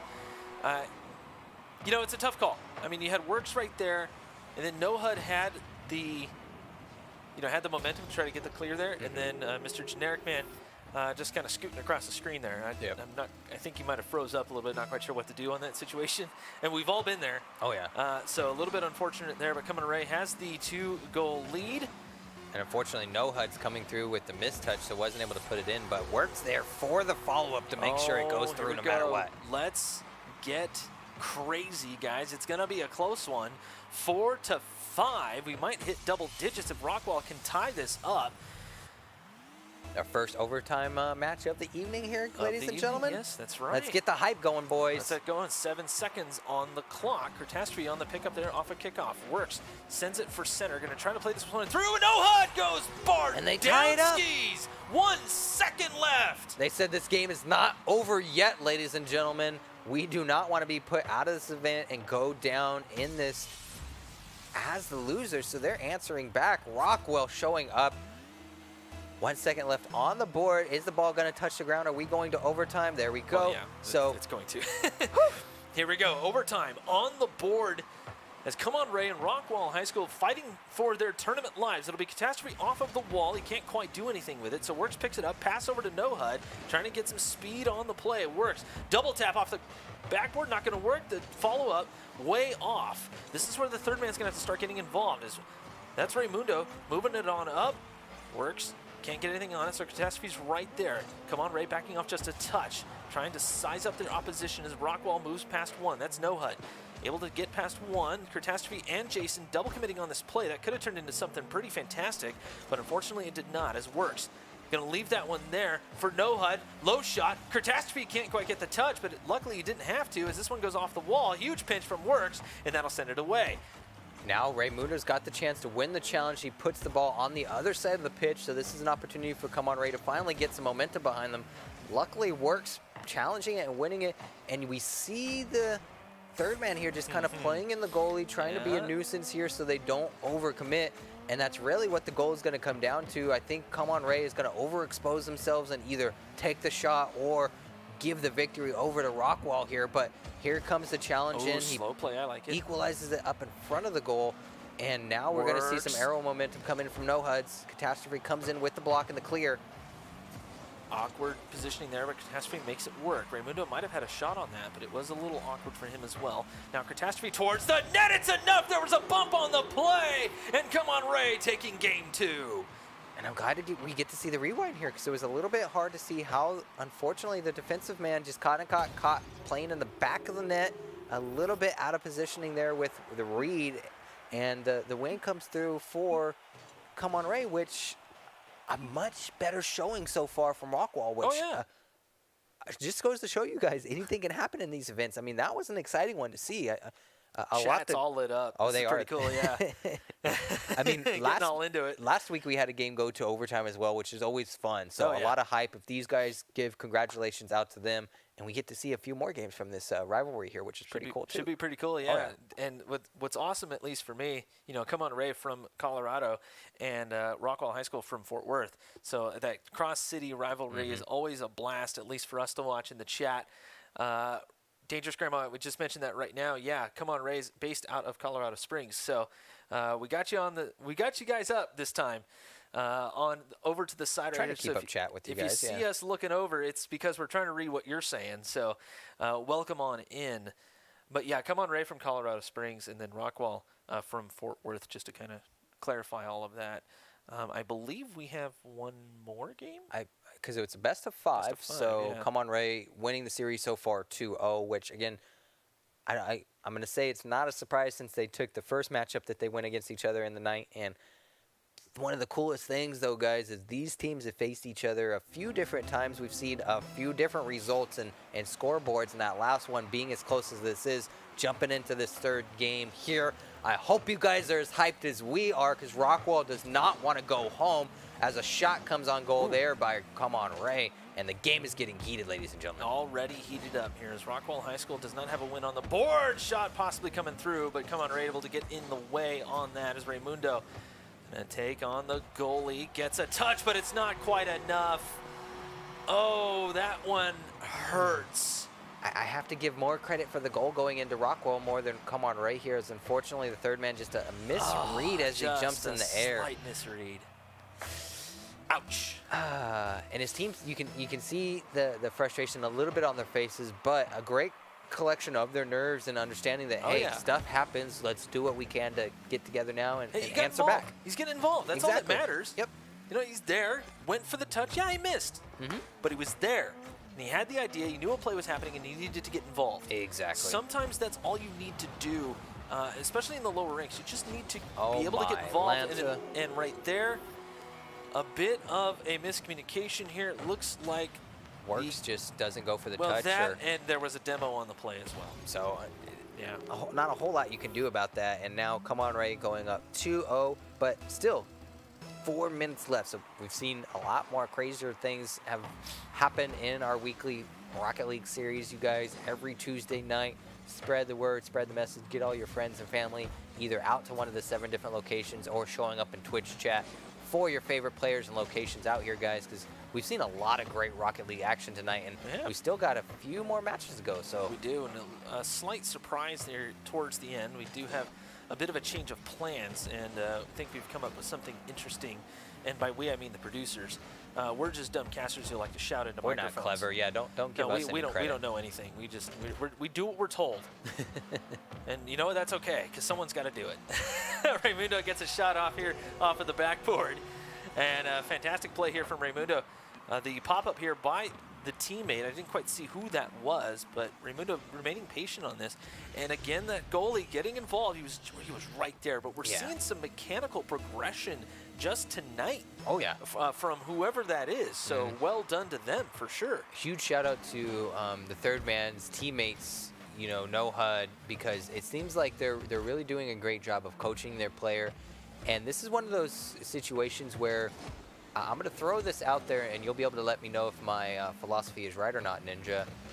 But it's almost where I'm maybe, because of the inexperience. Oh, no, he didn't get the touch. I thought that might have been a great block. I'm sorry to interrupt. No, that's fine, because that's where I want to go with this, is the inexperience that's maybe showing from their third man. Do you maybe have him go chase the ball or play the offensive because you can rely on one of your other guys more? No. You let him play that more defensive position? Let him play. Let him learn. So my thought always is to allow the new person to watch as much as possible. Because these games are just too fast. You're just not going to be there. Gotcha. You don't have the car control. You don't have the boost control to really be effective as an offender. As an offender, let's face it. An offensive, lineman, or however you want to word it. So stay back. Gotcha. Gather your boost, be comfortable, relax, watch what's going on, and then start to predict where the ball's going to go.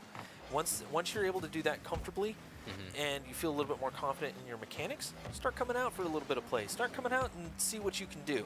Like right here, this is a perfect time for a challenge because there was, I believe there was no HUD actually challenging that as Raimundo tries to get some control. Works out there. There it is. He got the clear, and he's going to rotate right back around. That's exactly what he needed to do in that situation because he had teammates out already. Right. He's essentially playing a hockey goalie. Exactly. It's the same sort of mindset. And that seems to be the only downside to him playing that position is he's not able to really be a benefit for his team in the offensive move. He's doing a great job, like you said, of making the guesses, making the commits to be there as a goalie. But as far as the midfield or the rotational touches, they're just not coming in when he needs to. But again, that's not a bad thing. He's a new player possibly, or for this roster, so he's just trying to fill things out. There you go. See, that needed to be challenged just a little bit earlier. That's okay. Yeah. He was there, and he thought maybe that the ball was going to do something a little bit differently, and he expected his teammate to get that touch there. But you can see just a little timid on it. There's actually history of this type of play. Gotcha. The early Rocket League teams would play like this. They would have a man in net basically all of the time. Okay. And there is some theory to that. You still see it from time to time depending on what's going on the field and strategy-wise and things. But Gibbs. Okay. Gibbs was known as basically a goalie. Okay. Now, obviously, he was a lot more mechanically gifted than, say, this gentleman here, or lady, whatever. Right. But yeah, the general idea is basically the same. You think kind of like a hockey team. That was actually a beautiful shot from Raimundo as No HUD was able to get the save out. But let's face it, a 5-0 with a minute left, that's a tough scoreline. The likelihood of them coming back here is definitely slim. And it's definitely hard if you're Rockwall here to kind of figure out what needs to be done because you're kind of left with having this man stuck in goal here and really relying on coming back to help or support him when he needs it, which isn't a bad thing. Again, this is something to just kind of figure out as a team and grow from on a weekly basis. And like we talked about, we have 3 more weeks of action for you guys. It's a double elimination event. Playing against different people from different cities that you might not have exposure to is huge. And he's just playing the bumper hugger there, keeping him out of the way, which is awesome. I have no idea what's going on. He's pretty much just got him trapped there. He says, you're not hitting that reverse. You're not going up in the air. Again, for Come On Ray here, they're doing everything in the right way. And going into the next round here in the winner side, this kind of gives them, I guess, a lot of the confidence that you're hoping to have, feeling good about yourself. Correct. Because now they have to go up against the same team that put them out. So while they're able to kind of beat up on Rockwell for a second time here, they then have to go up against the team that put them into losers. So it's definitely an opportunity for, if you're Come On Ray, to test a lot of the things that I guess weren't going well for you in the previous matchups and things like that. Right. So Come On Ray, again, they're feeling really well about themselves right now. The game's coming to a close here. Shout outs to everyone who's been supporting and everyone on Rockwell High School. You guys are awesome. I mean, it's a Tuesday night, like 10:30, probably 11 o'clock for them at their location here. So round of applause for again, a high school team. That's huge in itself to have an esports presence in a high school. There's so much high school esports happening right now. It's huge. I can think of 3 or 4 different leagues that operate just within the United States. I know there's stuff happening in Europe. It's all over the place. So these high school teams have a place to compete against other high schools, much like regular high school sports. So yeah, it's pretty cool to kind of see that happen. And again, if you're near one of these locations, because there's 7 different locations that are giving you the opportunity, either in the 2 flagships or the Walmart locations, because I saw some people asking why we were bringing up Walmart so much. Walmart in 5 different locations has an esports arena now where you guys can go on a different day of the week, whether it's Rocket League Tuesdays, they have Wednesday night fights, Fridays is Fortnights with me again. So it just depends on what game that you guys are looking to get into. There's an environment and a culture. And again, talking on the basis of high schools and college, guys, there's colleges out there now willing to give you scholarships for esports games. So what better way to start preparing yourself than getting kind of involved in your high school community, building a high school team, and maybe saying, hey, if we got one of these areas, Do you think we could put together a high school team, go show up at Walmart, play for a few hours, and start that rivalry going? And that's going to do a lot for you in your career. And again, this is a land-like environment, which is huge. We haven't had a lot of exposure to this in the past. Not like this, not on a consistent basis. I mean, there are LANs around, of course, but not so much along these lines. And I think Esports Arena is kind of breaking new ground when it comes to Rocket League LAN in this sort of setting. There have been ideas floated to try to get something like this going. But Esports Arena has kind of just stepped up and said, hey, you know what, let's give it a shot. We got all these locations. Even if, we only have a couple of people show up for, in one location, we can pit all of our locations against each other, which, as we mentioned before, that subscribe button gives you the access to rep your store location. Over here? I think you're going to be up that way. Is it sad that as a grown adult, I still have to hold out my hands when I'm driving and someone says, you need to make a left? I have to make the L with my left hand. A little bit, yeah. That's a little sad, If you didn't know, chat, you hold up your hands, and the one that makes an L is your left. And what's the other one? It's your right. Unfortunately, I've never been able to figure out how to make an R with this hand. So I never really ever make right-hand turns, unfortunately. My hand's kind of broken. Chat is just losing their minds right now. They're like, this guy, he knocks over video games. He doesn't know his right from his left unless he holds up his hands. What's wrong with him? I don't know. Oh, my God, But what I do know is we've been keeping you guys entertained. So hopefully you're having a lot of fun. Oh, jeez. We're actually waiting for the grand finals to come up here. Which we're going to have another rematch. If I can get this laptop to work, it's going to be UCCS Frost versus Come On Ray. Frost actually knocking down Ray from the semifinals to the last series we just watched. So Ray's going to be down basically a series at this point. It is double elimination, guys. So UCCS Frost looking pretty strong, actually. They've been putting together some decent quality plays. Oh, yeah. But Come On Ray was looking pretty good there at the end as well. So maybe they're just starting to get in their stride, if you will. And to be honest, guys, we talk like we know these guys or what to expect, but we don't know them. Exactly. We honestly don't, but we kind of do, because the ones that have been showing up on a consistent basis so far from us, we've got to know their personalities, their strategies a little bit, which is awesome. And if I remember right, I think Frost was one of the teams on week 1 or 2 that couldn't stick around for like the whole event. It was week 2, yeah. They had to like leave early. So again, they're kind of in that middle frame as far as our leaderboards go for the end of the season event. So the fact that they could be in first place, but unfortunately had to go home early one night is crazy. So a lot of action, and my man, Aunt Jemima, coming in with the sticky sauce. He's touching the ball, making sure it goes in the back of the net. Catastrophe coming in on the wrong side of that play. Unfortunately, Come On Ray just could not get anything going that time around, as Aunt Jemima, just reading the play more than anything else, was able to put that one towards the net, and so it only took, well, about 12 seconds. They put it in real quick, and oh my, Lanta Lavish is coming in quick with the shot. Yeah, Lava Lash right here. Yep. Right off the wall. The double tap. touch. Easy. It shows the technical skills. Yeah, unfortunately so. And it just goes to show he's probably put a lot of time. Everybody in chat knows what's up. They're shouting out Lava. They're shouting out Frost.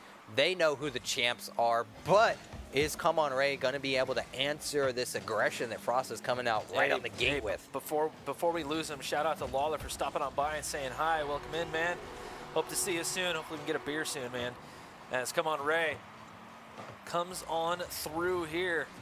Raimundo on the solo play. Jason was there just in case, block came through, but unfortunately for Frost, no can do.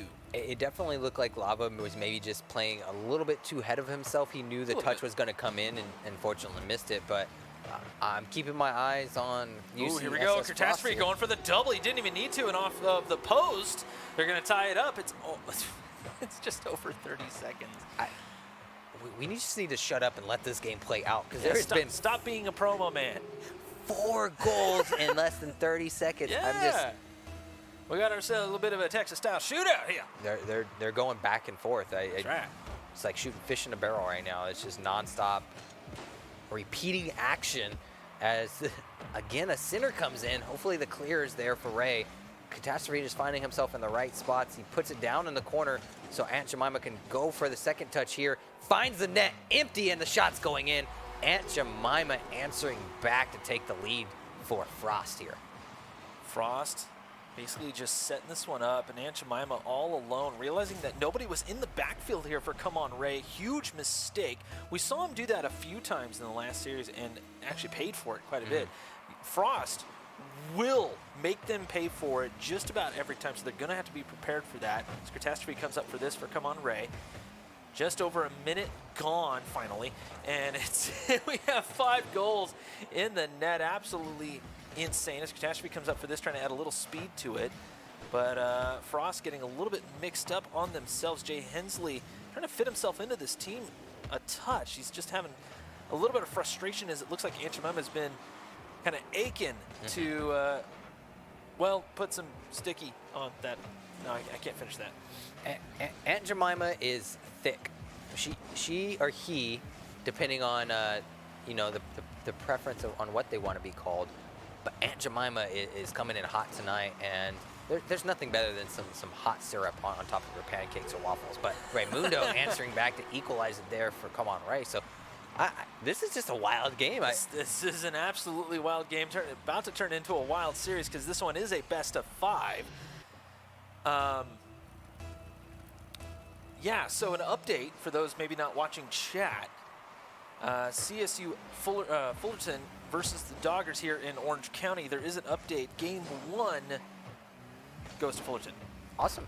So, and again, another collegiate team. Yeah. Luckily for us, local boys, Orange County Fullerton, what's up? Shout out to you guys. Excited to have you guys back in the Orange County house answering for us. Maybe we can get some rivalry now and some support for the OC fans that are in chat. Getting a lot of love tonight for UCSS Frost, which is cool. Again, that's what we love to see, you guys cheering on your friends, your family, anything we can do to support your guys' passion for Rocket League and the community is what we're all about here at the Esports Arena. As we see the ball centered up here, Lava unable to get the touch on it since he was going for the boost, but now he's going back for the defensive push. Aunt Jemima finds the ball and buys him time so Hensley can put the ball forward. And here's the touch for Lava. Beautifully done there from Lava Lash, receiving the pass from Aunt Jemima as the pass just knocks down here. Jay Hensley's up for it, can't quite find the angle, shut down by Come On Ray, but not able to get the clearance. Just about 2 minutes left. It looks like the scoring has finally decided to subside a touch.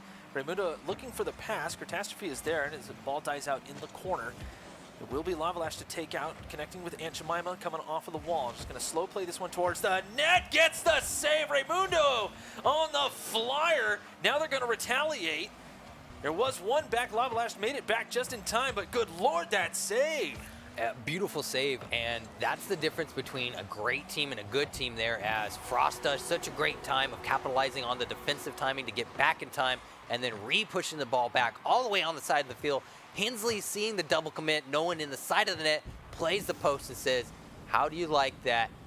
Ninja, 7 goals, 1 minute and 35 seconds. What in the world are we watching right now? We're actually, I think more than anything, we're watching Come On Ray trying to put together as much offense as possible, and their defense, unfortunately, is suffering.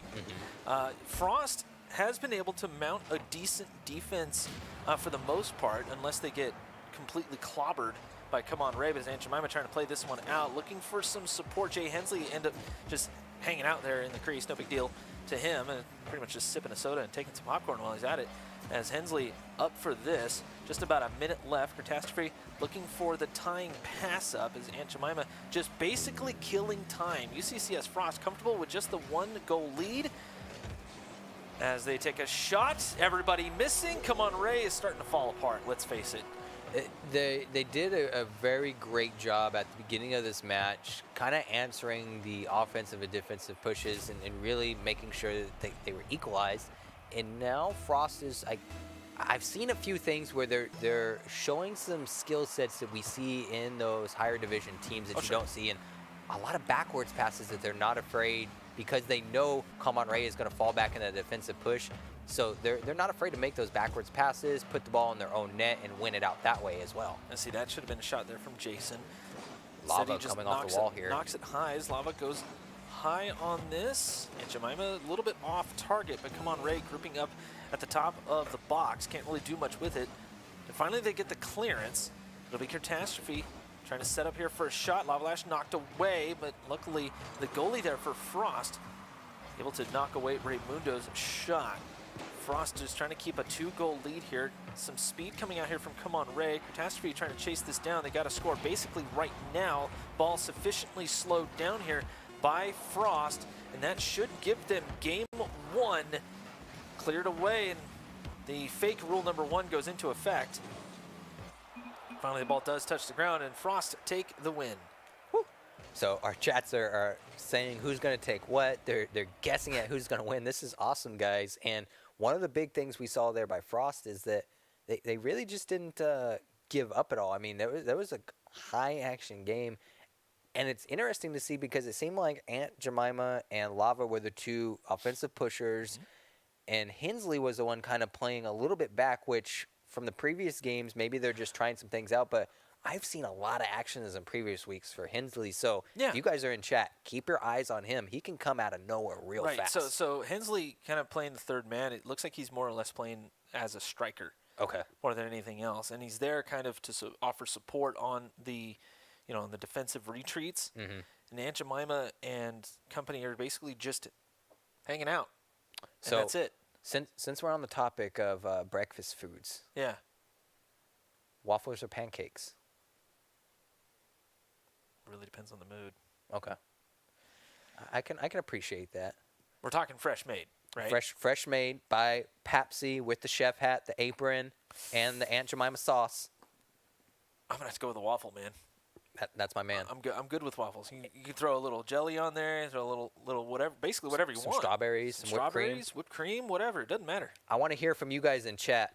Waffles or pancakes? Because next week, if Aunt Jemima shows up, we're going to put on a breakfast show. Unfortunately, we don't have smell or taste division quite yet. I believe that's a feature that PlayStation View is trying to work on with their virtual reality headset and chat room so you guys can have breakfast and food with each other, which would obviously be amazing. But next Tuesday, obviously, a ton of Rocket League action. We still have tons of action to go on tonight.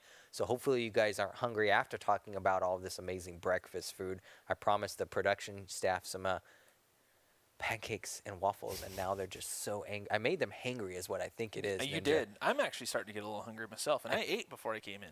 Dangerous Grandma is now even more dangerous because now a hungry grandma. A hungry grandma that's not able to make food for her grandchildren. I feel just I let on the next John Wick. He takes out Mario for not feeding Grandma.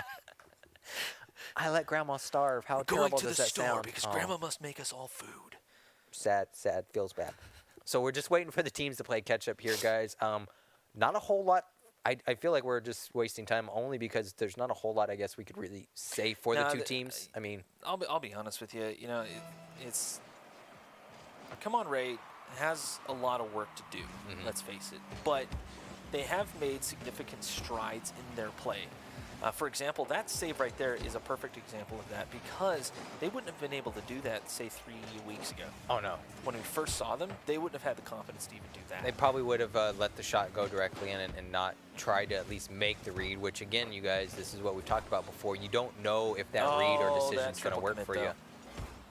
Luckily, they get back in time. I'm a little bit surprised, but I have seen a few angles not kind of completely connect tonight. And a lot of things that could be answering to that. And again, as Lava just kind of playing the nuisance man here, Aunt Jemima going forward. And I really haven't seen their third player as Jay Hensley out of nowhere comes in, as you said, that striker. But unfortunately now the triple commit comes in. It's a 1v1 situation. Lava wins the block, and now it's up to Raymundo to get the back kind of control of the situation here in this corner. Luckily, though, Jay Hensley puts the ball in front of the net. No one from Frost to connect with it, and now it's going to be a neutral situation. Both teams just kind of trying to win over, but both Lava and Raymundo coming in big for their teams here. Raymundo trying to move this one down the field, and Aunt Jemima playing patiently, just shadowing at this point.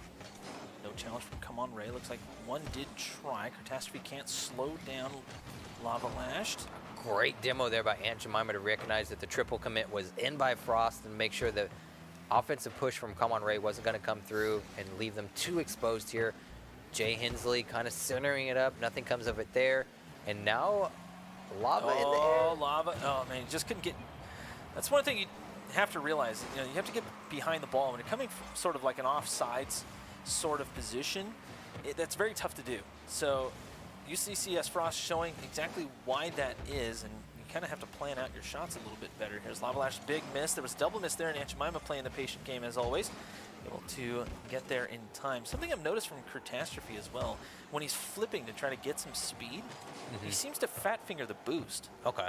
Not a good thing to do. It'll actually slow you down, and well, it'll waste your boost as well. I was just about to say, yeah, it kind of defeats the purpose of flipping forward to gain that speed if you're kind of neutralizing it there. An open net.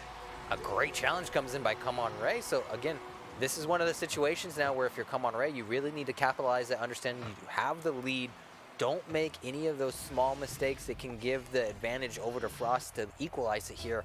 And if you're Frost, you already know what you got to do. Put the pressure on it and basically put the shot on goal. We'll have to see here as we're coming up here on halftime. Frost has the one win so far. Aunt Jemima, nice little mechanical play there. Is Jay Hensley on the pickup. We mentioned Jay Hensley before. He actually flips off of this ball. That should put him center. Looks like he went for it as Lava Lashed on the bouncer shot. Running a bit of screenplay, it seems like, and Frost finally put themselves on the board just after halftime. So I'm catching up with the chat just because of our food question here. Yeah. But I'm going to ignore it just because this game is so close. It's 1-1. There's 2.5 minutes left. This is grand finals, guys. But we do have the Orange County team still to kind of keep in consideration, too, depending on what madness is going on over there. Or actually not over there. Literally downstairs. We can look over the beams and just wave at everybody.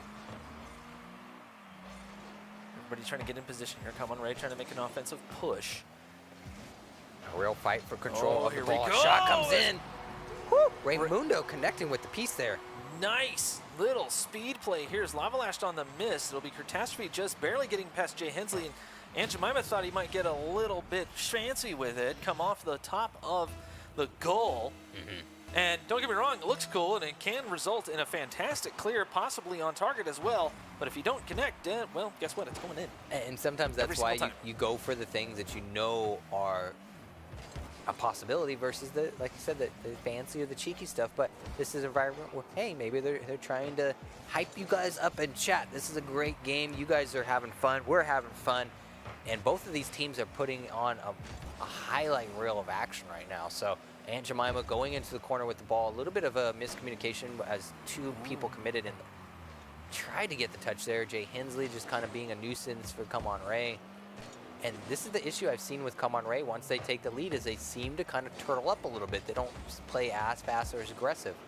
They try to play at their own speed, and that's okay, as long as you can keep ball control. But the thing is, Frost is so good at keeping said ball control. As Aunt Jemima pops this up, trying to get center here. Looks like Lava Lash just getting in the way. Solo play coming out, but knocked away by Come On Ray. A good, solid defense there for Come On Ray, and then Frost actually just gave up on it and decided to retreat for boost instead of keeping the play alive here. Jay Hensley, possible pass play coming through. It'll be Aunt Jemima actually getting demoed, so Lava Lash is alone. This is off of the sidewall, and Catastrophe a decent touch to keep it away from Jay Hensley.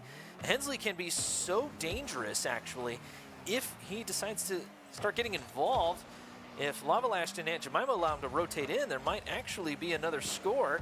Aunt Jemima, that should have been a tee-up. Where are you guys, Frost? It really seems, as you called out, that Jay Hensley, the striker, the great shot expert that we've seen so many times, is maybe just playing a little bit too relaxed or counting on Aunt Jemima. There and he comes it is. in, unfortunately misses with the shot. That should have been in the corner to equalize this game up. And now if you're Frost, the action is really starting. The pressure is starting to build up here. The shot doesn't come in from Come On Ray to make sure this is a 2-point lead. 1 second left. Keep it goes up into here. the corner. Pass over. Lava Lash is right there, but Catastrophe, a fantastic read, giving Come On Ray their first game in the series, taking this. Well, I should probably mention that was game 2. The game 2, yeah. Of a best of 5. 1-1. Yeah. A big difference between the games and the sets there, too. It seems to be a lot closer in that matchup. But again, we've seen Frost pull out some amazing stuff out of nowhere. And that first game was an 8-9 game, 9-shot game. So yeah, it was insane. This one's definitely a whole lot closer for sure. It seems like everybody just stepped up their game. And come on, Ray, pulling it all together, man. It's pretty good stuff. I'm trying to talk, but the words just aren't coming out because it was a 1-goal game versus a 9-goal game. I mean, most Rocket League matches are much more like that. Yeah. And the difference, I guess, between the speed and the action is just so. I'm having a hard time keeping up here because we're seeing two different teams show up. It's exciting nonetheless. We have an update. Orange County. Cal State Fullerton has won Game 3. They lead the series 2-1. Okay. Here in Orange County. So, collegiate teams, they're getting a little bit of trials and tribulations when they're showing up today. It's not just an easy victory for them, which is good to hear. They're having some competition. So, dangerous, Grandma. I'm counting on my grandson Lava to go to work. Good times, but yeah, actually that's a good point. First match that Frost has lost since this whole shindig started for them. Now, they did take a week off, if I remember right, as Aunt Jemima came through and played with Sinister Nation there one of those weeks. So, series is tied here. Got a best of 5 still going on here. One of these teams looking for match point. And shout-outs to Dangerous Grandma, but that confirms our suspicions. I think we didn't get answered before where we were wondering if she was actually one of the players' grandmas or not. I don't know if it's a meme or if it's the true deal. We'll have to see somehow confirm that. I should actually message one of these guys. But Jay Hensley, a fantastic read here. That looked like it was called. Honestly, that dunk, that was called. Oh yeah, he had all confidence in the world that he was taking that one into the shot. So. Grandma confirmed. I love it. This is a good chat. I like it.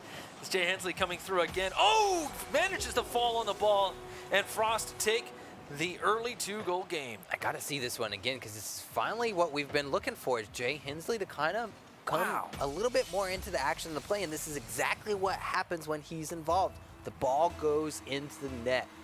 So, again, Frost maybe just needing to figure out how to get all 3 players kind of involved as Hensley actually comes through on the kickoff there, which we haven't seen in the previous round. So a little bit of a strategy change here from Frost, and obviously one that's working out for them since they take the series right now up 2-0 in this game of 3. Jay Hensley looking for the pass over to Lava Lash, but Catastrophe realizing what was going on, flies in to just break up the play. Demo as well. Jay Hensley gets demoed, but it's not going to matter. Aunt Jemima coming from the heavens. And it almost looked like Catastrophe could have been in the right spot to make the defensive play, but he was trying to really read Jemima in the air and expected his teammate that was playing goalie to maybe make that block there. So not a whole lot I would change about that situation. And if you're Frost and you're Grandma, you're looking really good right now. I mean, it's a little bit tricky being up 3-0, but you've been out every week, so we've been having fun, Grandma. It's been a blast having you in the chat, having all the family support, the brothers, the sisters, the camaraderie between the locations. I thought that might be another play coming here for Frost, but it really does kind of look like Frost is trying to shut this down. Oh, yeah. They may have underestimated Come On Ray a little bit, at least in their minds. But Aunt Jemima's putting the work in. Okay, some may call this a freestyle. I call this a fantastic shot more than anything else. Oh, man, just the twirling and all that. So freestyling was a thing back in the day, right? And I know this is a little bit new for you, but there would be people doing trick shots. Gotcha. And all the twirls and all the things and backflips and all that, right? Okay. And trying to make a shot.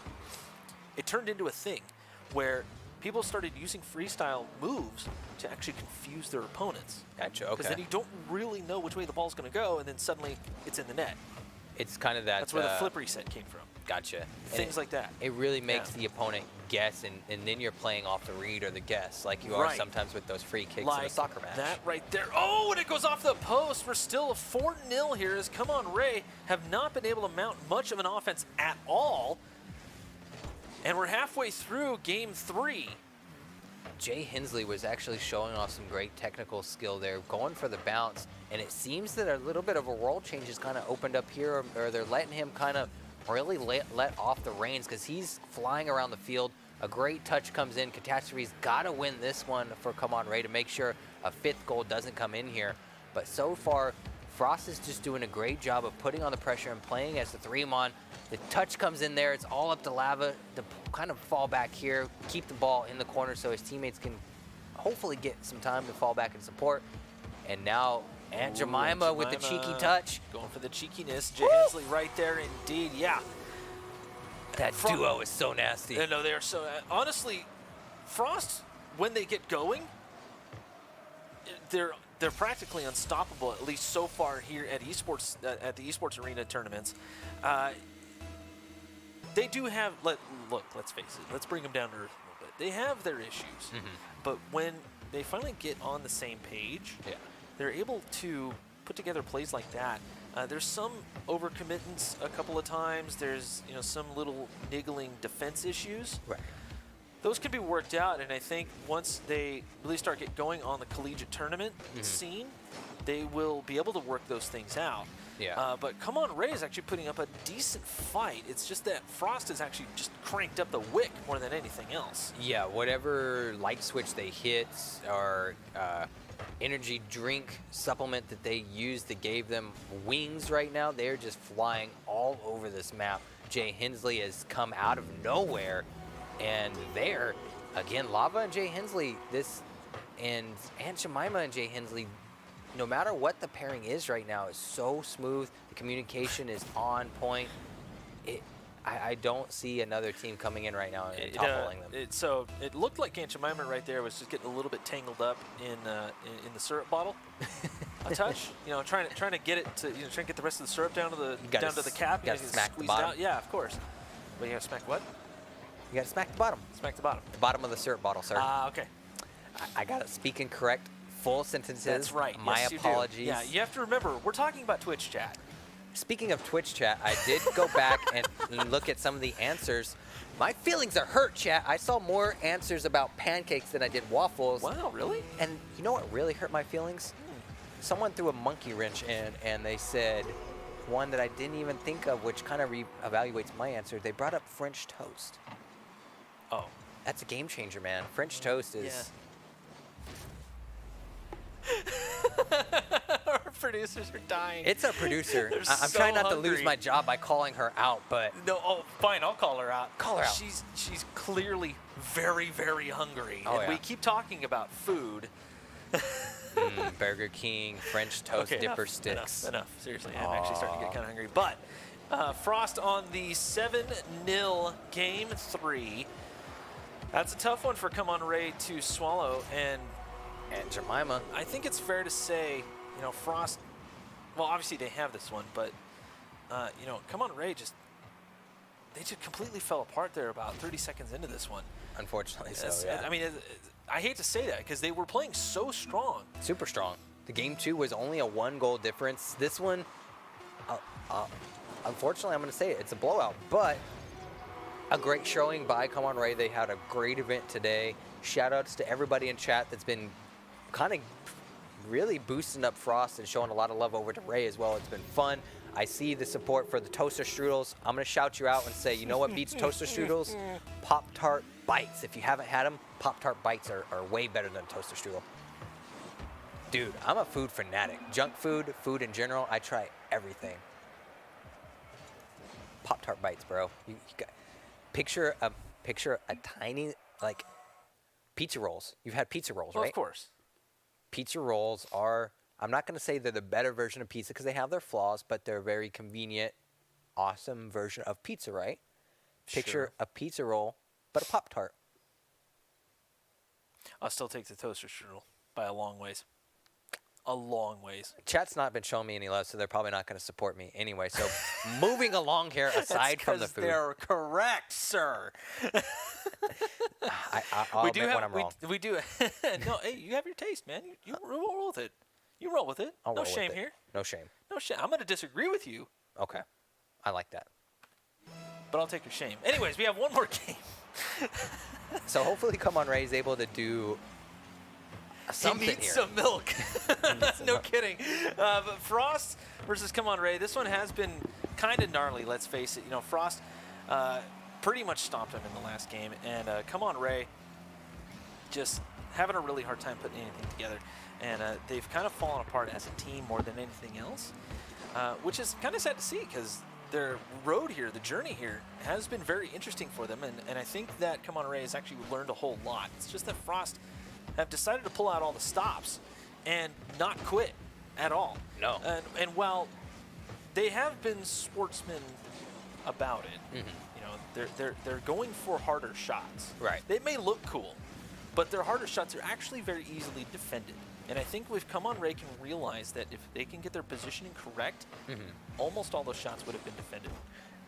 And they're not, that 8 game that we just saw wasn't one I felt like they were really trying to shove the goals down the net. You know, they were doing, like you said, more technical shots, more skilled shots, and they weren't forcing the pace any more than it needed to be. They were kind of just saying, okay, you guys kind of left yourself exposed here, and we're going to put it in your net. So a very good job overall right now of Come On Ray really kind of controlling the pace, but I'm really just wondering if it's more Frost allowing them to kind of make the mistakes and opening up the portals to score here for themselves. But so far, again, Ray doing a very much better job of kind of controlling the pace here. We have an update on the game here at Esports Arena, Orange County.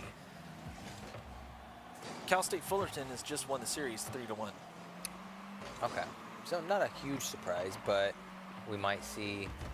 Or wait, no, that's not a win. Was it a best of 5? I thought they were playing a best of 7. Could have been a best of 7. Maybe we'll get clarification on that. Changed up a little bit, but as it looks like Come On Ray have just the triple commit on that particular play will open up the goal for Frost. Frost have to take that.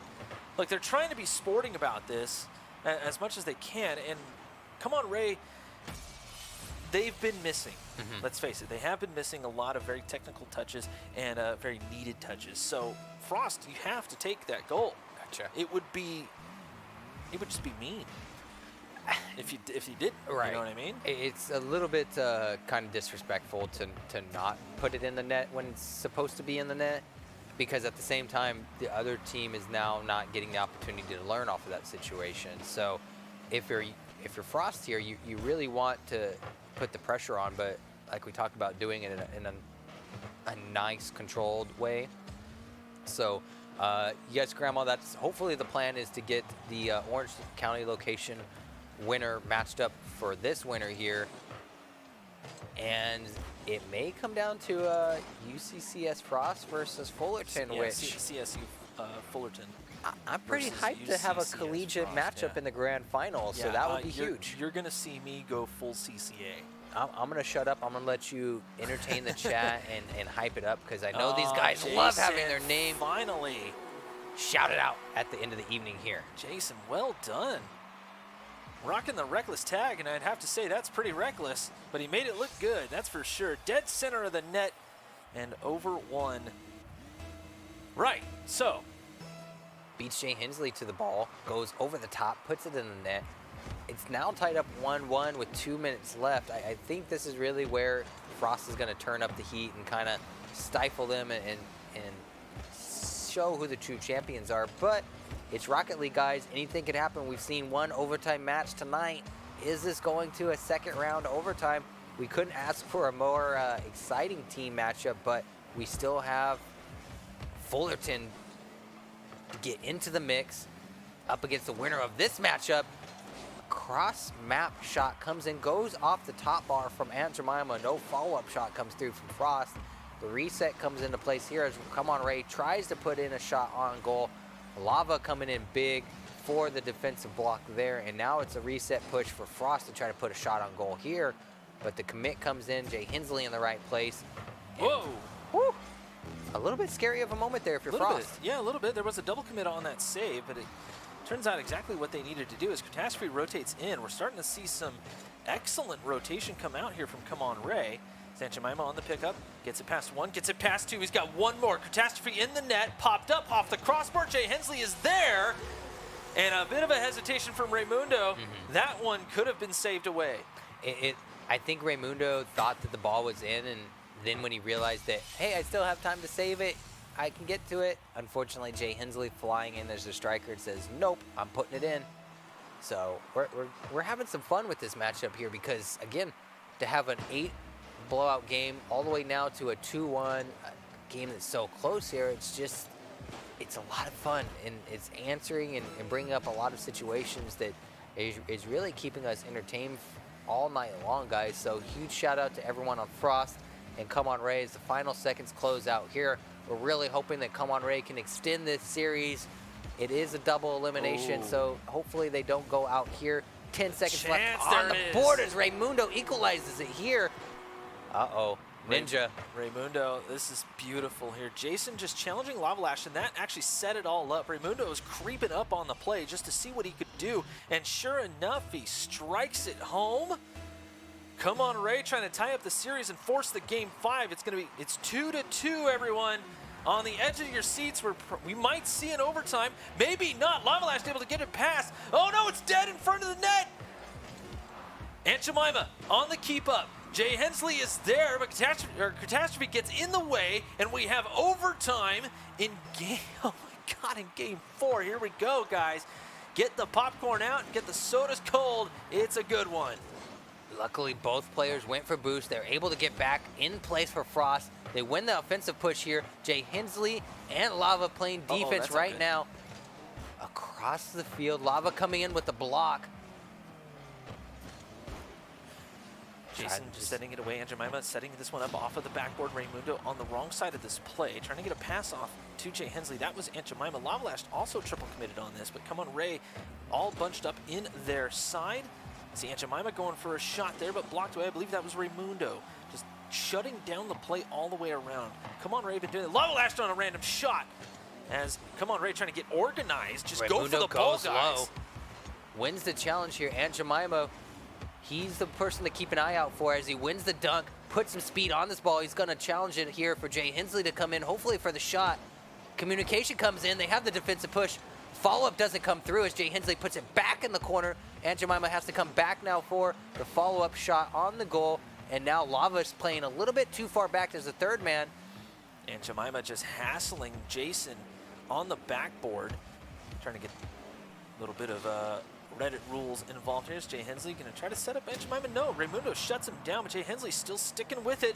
Hensley goes for the near post, and he manages to sneak it by. Such a great dribble challenge to win that shot in the 1v1 situation once that demo comes in here, and recognizing that that's one man to beat into the corner to take this victory out. Oh, man, that's a tough pill for Catastrophe to swallow as well. He was playing so well there in that last game. Tons of great challenges, even in just that overtime.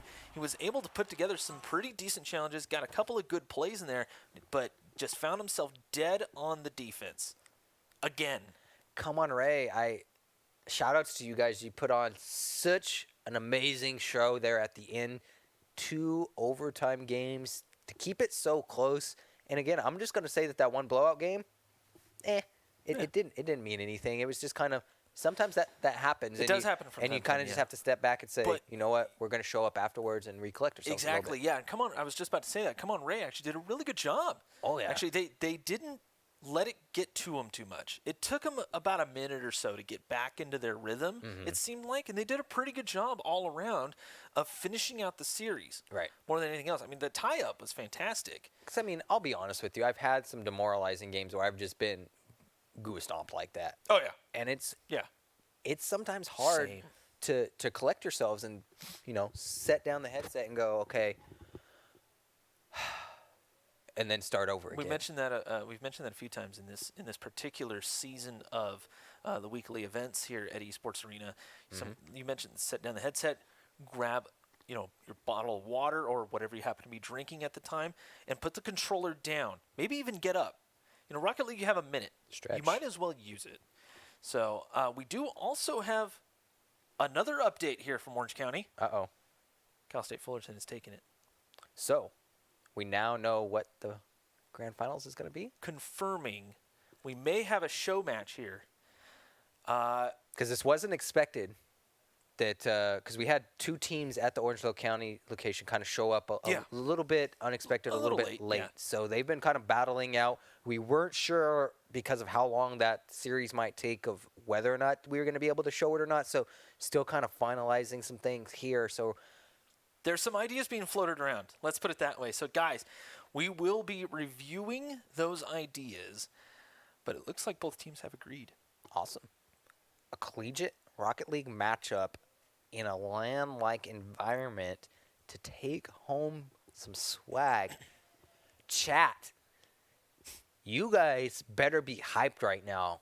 You saw the grand finals. You guys are getting a bonus match right now. It's almost like the band's playing. Yeah, the show's ended. You guys got a wonderful fireworks. Encore. Now the encore, baby. 2 collegiate teams fight it out to take home the Week 5 title of Rocket League champ. And I'm just going to say that now you get to say that either Fullerton or UCSS is going to be the better college for Rocket League. Something just flew in my eye. You went for that header, didn't you? Yeah, I did. You know what? Don't go anywhere. We'll be right back. Just stay tuned. Technical it's gonna difficulties. Be insane. Yeah. Oh, God.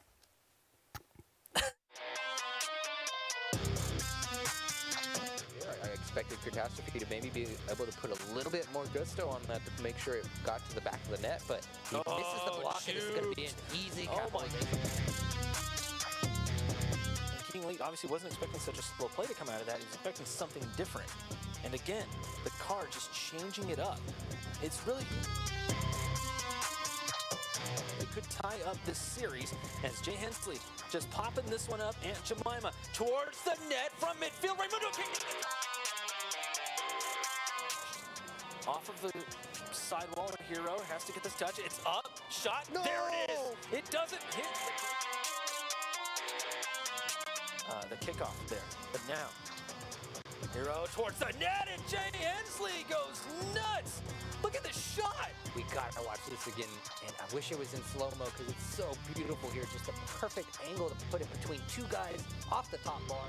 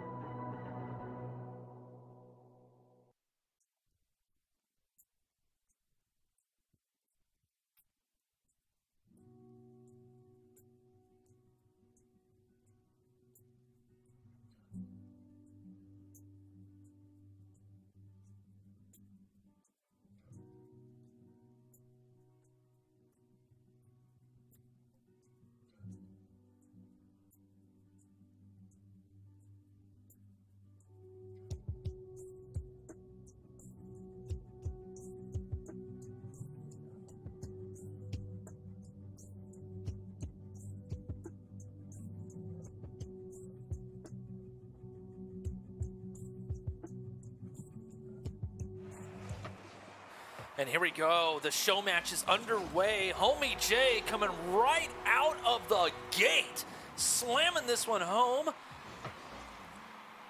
Whew, great read. Whew. Knowledge of the boost. Nice. No one there, unfortunately, for Frost. They probably both went for the boost in the corners, not realizing the kickoff goal was coming in that strong here, but a chance for them to kind of realize what they're up against with UC Fullerton here. It's a Cal State Fullerton. Cal State Fullerton. That's a big differentiation. Trust me, in collegiate world, you may have made a huge mistake. That's a totally different school, man. They're mad at me right now. No, they're probably not listening. But I'm sure the fans that are sitting in chat are probably slightly miffed at you as Aunt Jemima popping this one up from the midfield. He's trying to send that one towards the center. Jay Hensley is there just to slow down what was going on the pitch. It will be Homie Jay looking for it. Is that a boost? Trying to chase this one down. Jay Hensley went up for that. I think it was more or less a screenplay as Aunt Jemima tries to carry this one away. And Cal State Fullerton attempting, at least, to get something going on a more normal track, but Frost has been holding them back. There was a triple commit, and Aunt Jemima will attack. And this is going to answer a lot of the questions that we have since we weren't able to see. Obviously, we know the background history of Fullerton being an experienced team. We didn't have a chance to see them on stream tonight or in previous events, so still trying to learn a little bit about them, and Frost able to answer a lot of the questions and put a goal right back on the board to even it up here. So this is going to be an exciting matchup, as you guys are hopefully anticipating. I saw some people in chat say they got the popcorn and snacks ready for this matchup. And you might as well. It's getting late where you're at.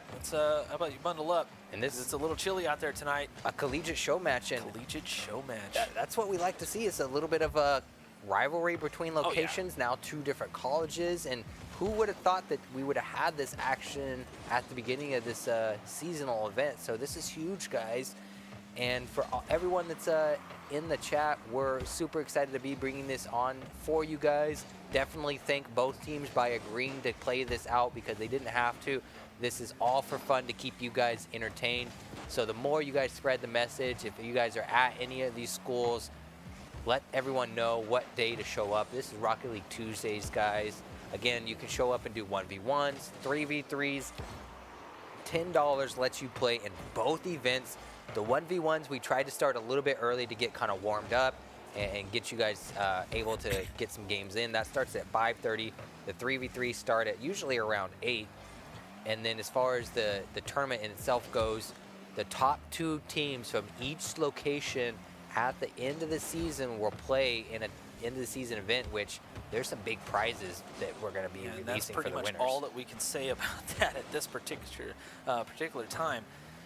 But it definitely looks like Cal State Fullerton have put in some work. They've definitely been reviewing some replays, and it looks like they may have gotten a little bit of coaching, because they're being quite smart about all of their challenges, using their mechanics to the best of their abilities, and just sending the ball all kinds of different directions. It seems to be confusing Frost at this particular point.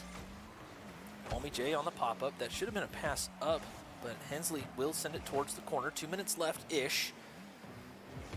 God Racer. And this is the difference between, I guess, teams that we've been watching tonight versus these 2 top collegiate teams going at each other right now. They're not leaving a whole lot of room for mistakes or miscalculations. As you brought up, Ninja, their mechanical skill set, their boost control right now, their time management between touches is on point, which makes a big difference in these matchups when someone's going to score. We see a misread. Homie Jake trying to fly in fast and win the ball there. Luckily for Frost, someone's able to bump him out and get him out of position. And now here comes the offensive push by Aunt Jemima, sending the ball into the corner. No one's there to win the ball from Homie Jay, and a shot coming from the top comes in. Lava there for the easy clear and the reset. So now Frost has got to get some momentum back on their side. Someone leaves the goal wide open. Aunt Jemima wins the dribble. No one there for Lava to really play or get control of that touch.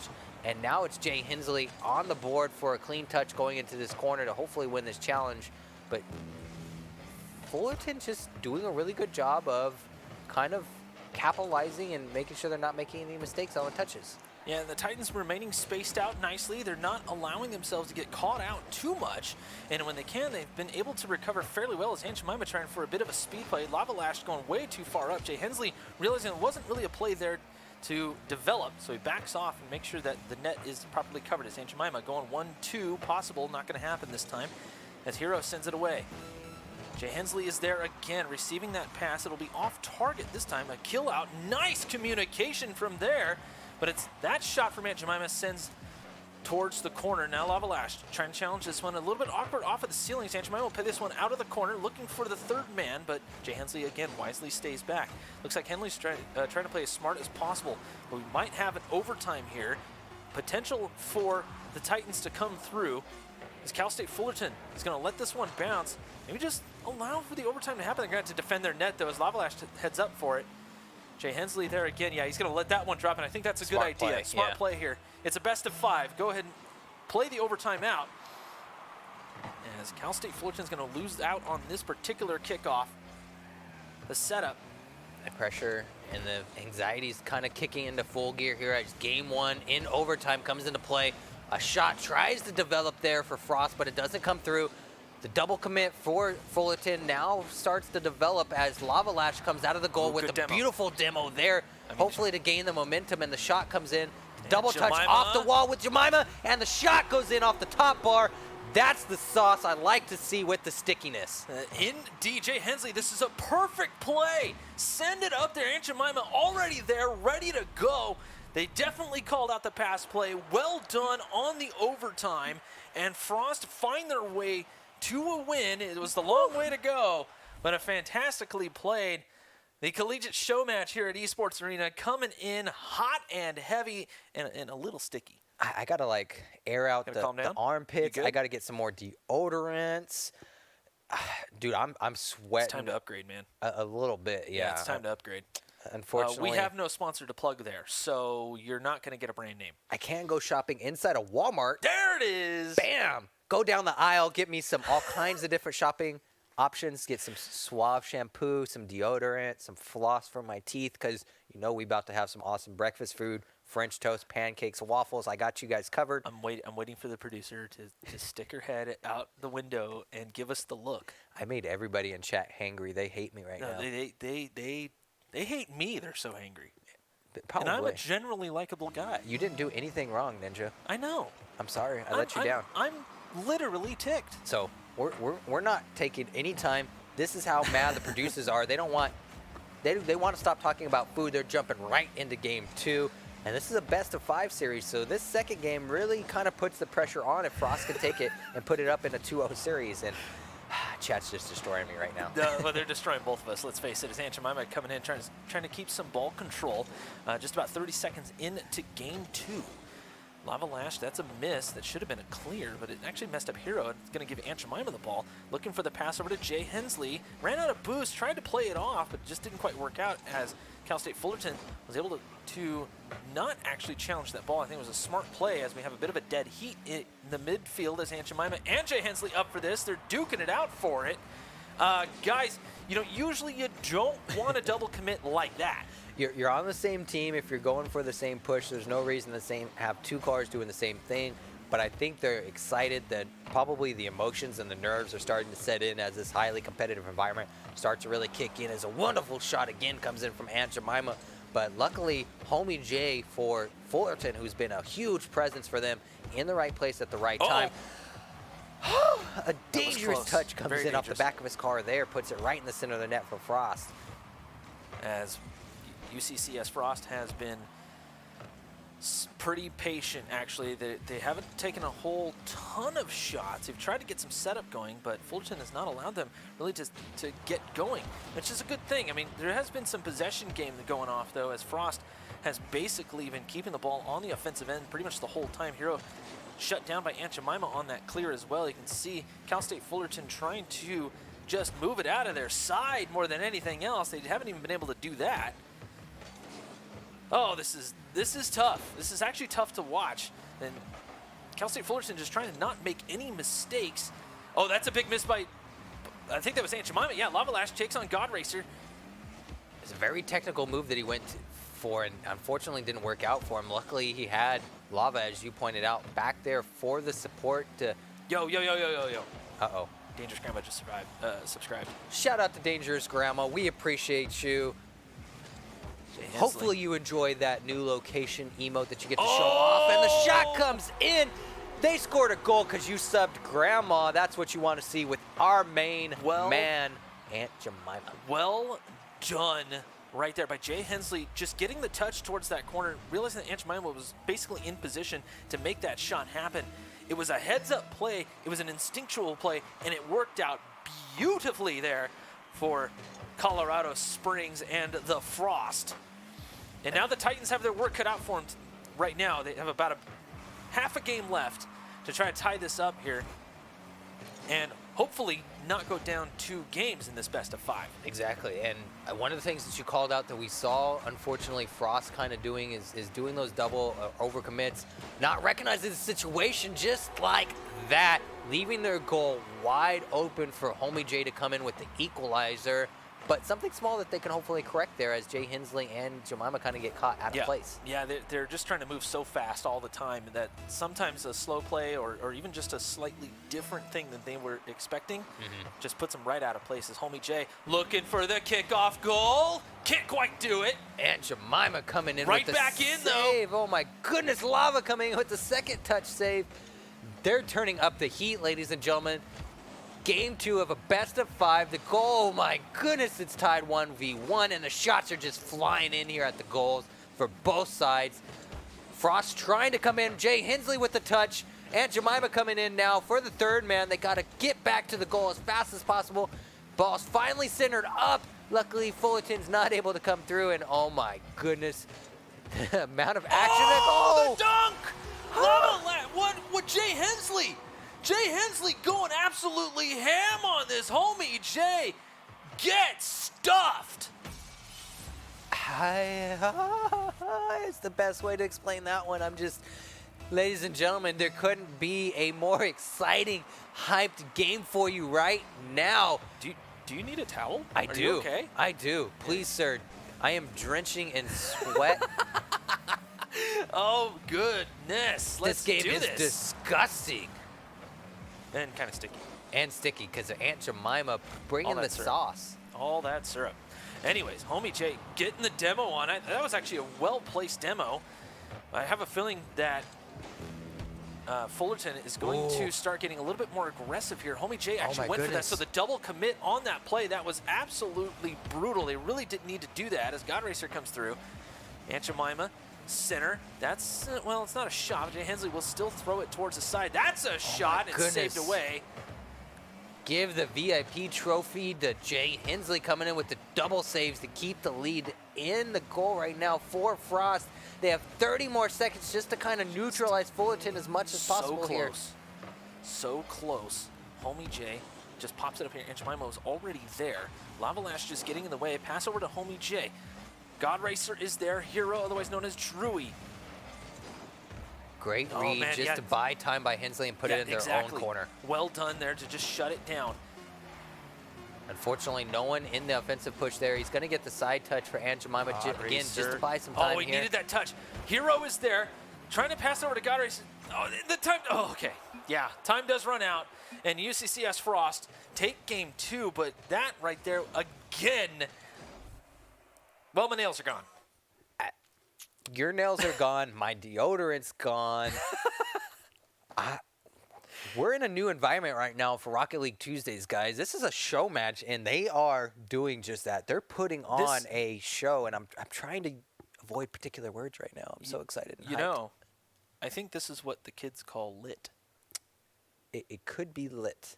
It definitely could be, yes. There's some serious heat going on here. It is definitely lit. Grandma subbed, so it is definitely... Dude, Grandma is feeling life of the party. Grandma is the life of the party tonight. Shout-outs to Dangerous Grandma. Everybody in chat, show her some love. Who doesn't love showering Grandma with loves and kisses? She's out showing her family some support, which is what... Oh, my...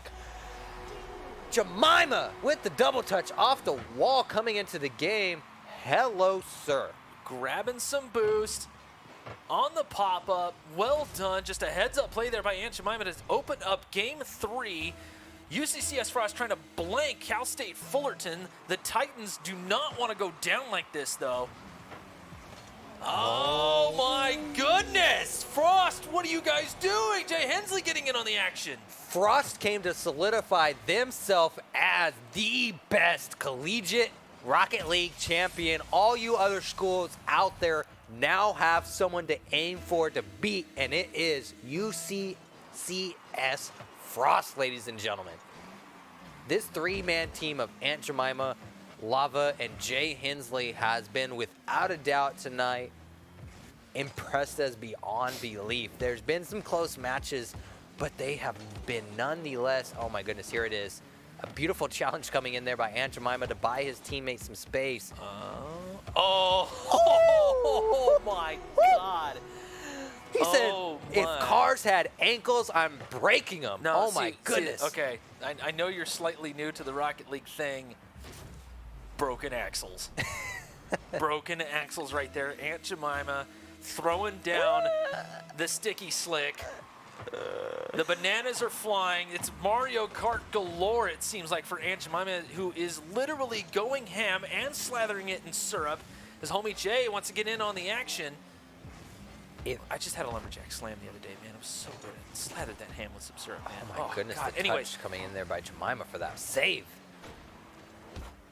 If you're Fullerton here, being down 2 games, you're down 3 points now in the last match to keep yourself alive. There's a lot you really need to do, and I think they need to gain the momentum somehow here. Well, you know what? They need to calm down. The last game, I think, was really indicative of kind of their mindset at this point. They're trying to play a lot faster than they normally would, and the communication's starting to break down. It does seem like they are playing a lot better than they were last time. That's for sure. Oh, yeah. They're playing a whole ton better. They definitely have taken some practice, got a little bit of coaching, it seems like, or did some self-coaching. But they've put in some work, and they're definitely taking it to UCCS Frost. Let's face it, the Titans are showing massive improvement over even just last week. Yeah. Their confidence has been stifled, let's say, as Lava Lash actually sets up a pass here for Jay Hensley is there, but ends up knocking it away on his own play. But Frost has also been showing a lot of improvement as well. So I think, Cal State Fullerton has a ways to go. Oh, most definitely. They do have a ways to go, but they're on the right track. Definitely putting together some serious plays, and it just feels like excellent collegiate Rocket League as God Racer slams one home from the midfield. That's what you need if you're Fullerton, is to put a point on the board to kind of get that momentum back, start collecting yourselves a little bit here. And we're going to take a little bit of time to catch up to chat because we're seeing a lot going on for both Polch and Fat. I want to shout you guys out. It's just collegiate, guys. Don't worry about it. Oh, no, they're fine. They don't matter. We don't care about you guys. No, they matter. But we have a hype game on our hands. We do. 2 minutes more than left. anything else. Down 2 goals. I mean, if you're Frost, you're definitely feeling good about yourself. And if you're Chat, this is one collegiate matchup that's definitely creating a lot of hype and excitement for future events for you guys. We see you guys talking about trying to make some teams to come out. Definitely do that here. And that's one of the things that's so excited. These are 2 teams that we've seen grow over these past few weeks, which is awesome. And it could be you guys as a shot comes in. Oh, it's off the post! God Racer needed to be there to back that one up. You got to trust your third man to cover the defense. They're just too far spread out on this one. Where's the third man? Homie Jay needed to come flying in for that. Meanwhile, God Racer decides to play this one out. Homie Jay hesitating so many times. That was twice in 10 seconds. Those should have been shots, but nothing coming out from the Titans. Cal State Fullerton, it's time to grow a pair, guys. Let's go! I can't tell if it's Fullerton maybe just being a little bit timid in this situation. Double tap possible? No! There we go! Come on, Drewy.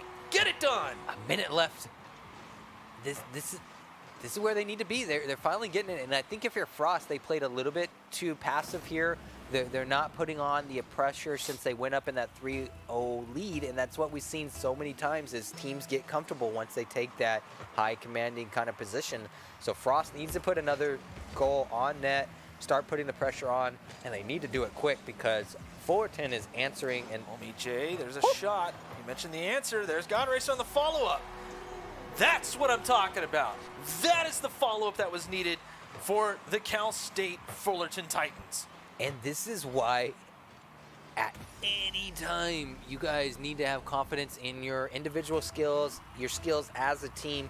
We just saw them make a tremendous 3-0 run back with less than 30 seconds on the clock. So now they have a full minute and 30 seconds left to do something as far as either take the lead or make sure this goes into overtime.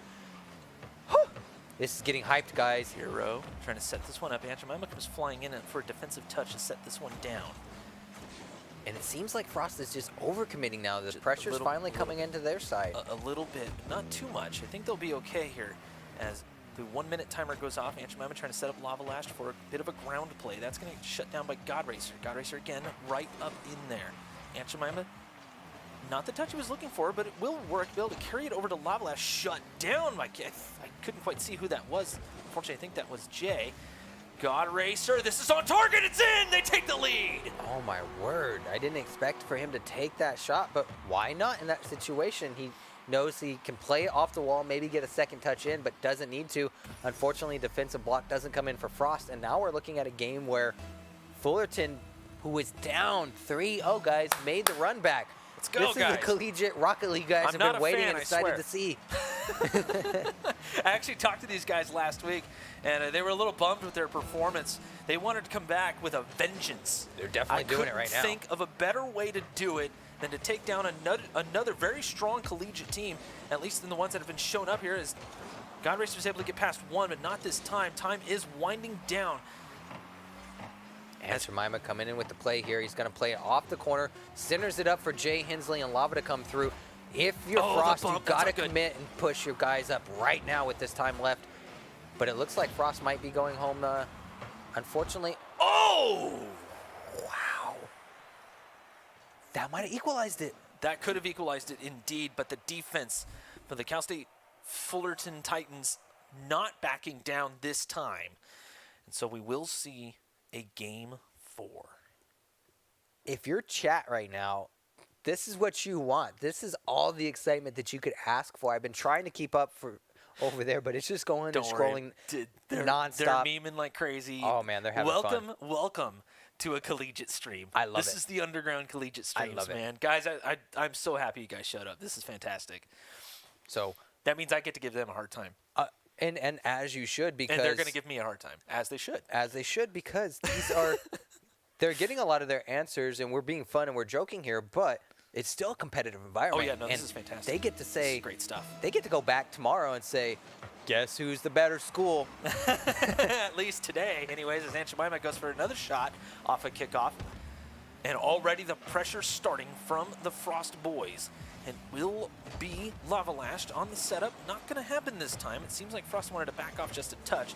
Possibly get a little bit of boost and just recenter everything off of the kickoff there. It seems like if you're Fullerton, aside from that last minute and a half of godness that they presented to us, Hero or Homie Jay have been the ones that have had a lot of touches, and they need to just be a little bit more active. I feel like they're just maybe not confident in themselves, and it showed when they're in their element, they can put goals in the net like they did that last game, which Aunt Jemima coming in here, hopefully someone on his team with the follow-up, Hensley with the shot, but Jay again playing in that perfect front forward position on the goalie like he needs to be, and here comes God Racer with the touch off the wall. But it needs to clear for Frost to kind of collect themselves and kind of gain control of the situation here, which is kind of what we're seeing is both teams fight for control. And oh, it's an open net. Hero, can he get there? No, he can't. Aunt Jemima had to finish that one off. It looked like Drew was able to get there just in time, but Aunt Jemima, realizing what was going on, manages to chase this down, had just enough boost to make it happen.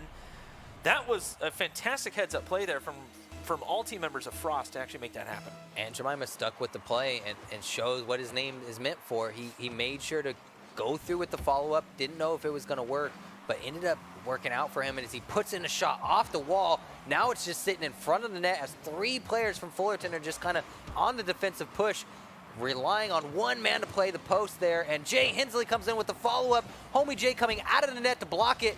And unfortunately, Fullerton just not able to do anything as all 3 players from Frost cycling through to take shots on the goal. And they said, you know what? It's going in at some point. You're not going to stop us. Aunt Jemima is basically just lurking that whole play. just waiting for the most opportune time to set up the goal. Now Homie J bumping his teammate out of the way, trying to take on Lavalash and Jay Hensley. I wouldn't do that. Just buy some time for your teammates to get some boost. Get the setup going. Lavalash reads it well, sends it away, but God Racer is right there. Bit of a double commit on the offense here. Now Aunt Jemima one-on-one with Drewy. Oh, the demo! my goodness. Aunt Jemima. Oh, my God. Wake up to the smell of goodness, ladies and gentlemen. Lord. Nothing gets more beautiful than that, and the chat is going wild right now, guys. We are having fun. You guys are having fun, but don't get ahead of yourselves. This is exactly where we seen Frost just a moment ago, up 3-0 in the series, and then out of nowhere, Fullerton able to answer back with 4 straight goals, all in under 2 minutes to take Game 3. We're currently sitting on Game 4 in the best-of-5 series. If Frost takes this game home, the series is theirs. The show match is there. They are the better collegiate team. For now. For now. Until next week, ladies and gentlemen. So this is actually really... Hype this up with me, chat. We are having fun. I hope you guys got out the popcorn. Next week, we're going to have some more goodness for you. You have to remember, this is a collegiate stream. They go a little bit better. They break out the mixed nuts, man. I'm telling you. They got those trail mix bags and trail mix, red solo cups, the whole nines, man. They got beer pong going in the back. Yeah, no, I'm telling you. They get wild. No, it's pretty calm. I mean, we're still gamers. We're still gamers. Yeah, what are we, party animals? Come on. Most definitely not. No, the wildest I'm going to get is... Oh, wait, shot coming through. Jay Hensley able to knock it away. Homie Jay attempting to put CSU Fullerton on the board. Not going to happen, though. Frost shuts it down. Hensley on the slow up. Sends it away. It looks like it's going to be a setup for Aunt Jemima. Yes, it will. Can't get the shutdown. Fullerton can't make it happen this time around. But it looks like Hero looking for a bump, and Homie J needed to put that on target. It looks like Cal State is starting to just falter all over the place. They can't seem to put the whole play together. They get it started. They can't finish it off. And it seems like Jay Hensley is doing a great job recognizing the clock time right now and realizing in a 1v1 situation how much time he can eat up on that clock by just being a nuisance. Same thing with Lava right now. He's getting a lot of touches that he doesn't really need, but is just buying those 5 to 10 second time periods. And again, a great demo there, which as we see on the clock, Jay Hensley puts the ball into the corner and they eat up 20 seconds here. So while they don't get a shot, nothing offensive is really coming to play. It's doing what they need the most, which is eating away at Fullerton's chance to make a comeback here. It's God Racer trying to move the ball down the field, but really it's just getting to be a too little, too late situation. The Titans need to put something together here as Fullerton, they're just having such a hard time. That transition onto offense has been a little bit rough as Homie J tries to control the ball. Just found himself in a slightly awkward situation. He's rushing plays. He's definitely putting plays together, but he's trying a little bit too hard, it seems like. He's got to calm down just a touch, and then it'll start to come together. This is when it goes off the crossbar. Not going to happen. Less than 30 left, though. Trying to score 3 goals in 20 seconds. I'm sorry, it's probably not going to happen against this UCCS Frost team. Frost just so strong. Oh, man, it's a bit of a heartbreaker, but Cal State Fullerton brings it together for one game. Well done, guys. A lot of practice tonight, for sure, against a high-quality collegiate team who they would potentially play against, assuming they decide to enter the variety of college, well, stuff out there. There's all kinds of tournaments and things to play in. And Cal State Fullerton is starting to put together quite the squad. Well done, boys. Well done. I mean, they, like you said, they recognized what Fullerton, you know, what they weren't doing right last week, and they said, okay, it wasn't the best showing for us, so we want to make up for that. And I saw a lot of advancements and a lot of improvement, like you said, just in that 1 week. So in 1 week, the amount that they were able to change is huge, and that says a lot to everyone out there that's looking to improve their skills. Show up, hang out with us, tweet us, message other people that are at these events about what you want to see, what you want to improve, what you would like to get out of this. But Ninja, my man, that was a great series, nothing less. I mean, Frost really put it together. They got put to the test, I think, there in, I think it was Game 3. Yeah. Or Game 2. Whichever one was the closest. my mind is spinning right now. Honestly, it's been a little while since I've seen some seriously high octane and intense collegiate action. Oh, yeah. Like that. I mean, and these guys are sitting next to each other. They're getting all hyped up. They're jumping out of their chairs. Headsets are flying. Controllers possibly tossed across the room and broken. Hopefully not on an overpowered PC. Hopefully not, because they're one of our big sponsors, which we've had some questions about tonight. You guys, Esports Arena has 7 different locations. The 2 flagship locations, Orange County and Oakland. The rest of them are in Walmarts throughout the United States, That's which provide you an opportunity, a LAN space environment for a multitude of games. Rocket League's is Tuesdays, so Tuesdays is our nights. You're not taking that away from us. But if you like other games, plenty of other games throughout the nights to kind of jump into. I know they got Wednesday night fights, Fortnite Fridays. Thursdays, I think, is League. No, Thursday is Smash Ultimate. Monday, you got League of Legends. Bam, there it is. Guys, if you are not familiar with the League of Legends scenes, the scene within Esports Arena, it's actually quite fantastic. Good stuff, good community stuff come out, and just teams from all over the place showing up and having a good time. Much like teams for Rocket League show up. And guys, I have to shout you guys out. I posted in the CCA, the Discord, the Collegiate Carball Association. Posted in the CCA Discord to say, hey guys, we have a collegiate show match, and thank you all for showing up tonight. And I saw Polch and Fat in there, fantastic stuff, and it's awesome to see you guys in here. So thank you for showing on up, and thanks to all the teams that decided to show up again. We had a lot of repeats tonight. The leaderboard will be updated for next week. Something to keep your eyes on, because we've still kind of finalizing the final prize. If you guys watch some of the others, they're starting to announce everything. The winners of every week walk away with some swag. So if you guys need a reason to show up anyway, you might as well. But with that being said, that is unfortunately the end of our Rocket League Tuesdays events. We will be back again next week, starting for the 1v1s at 5:30. The 3v3s don't start until 8, so depending on where you're at. Your local time. Bam, local time, which is important. Shout out to Dangerous Grandma. The most dangerous grandma of them all. We appreciate you and your sub. Everyone else that showed up. Oh, Flobo subbed. Oh, we missed that. We missed Flobo sub. Oh. Which, if I remember right, I think he was saying he was related to someone else. I think I saw that in stream, either a dad as well, or he might have been. I think that was another meme. Another meme? They were just messing with us? I don't remember. But a lot of family support. It's been such support. a crazy night, guys. I mean, it's been awesome. We had a stream last week. Okay, there you are. Lava's brother.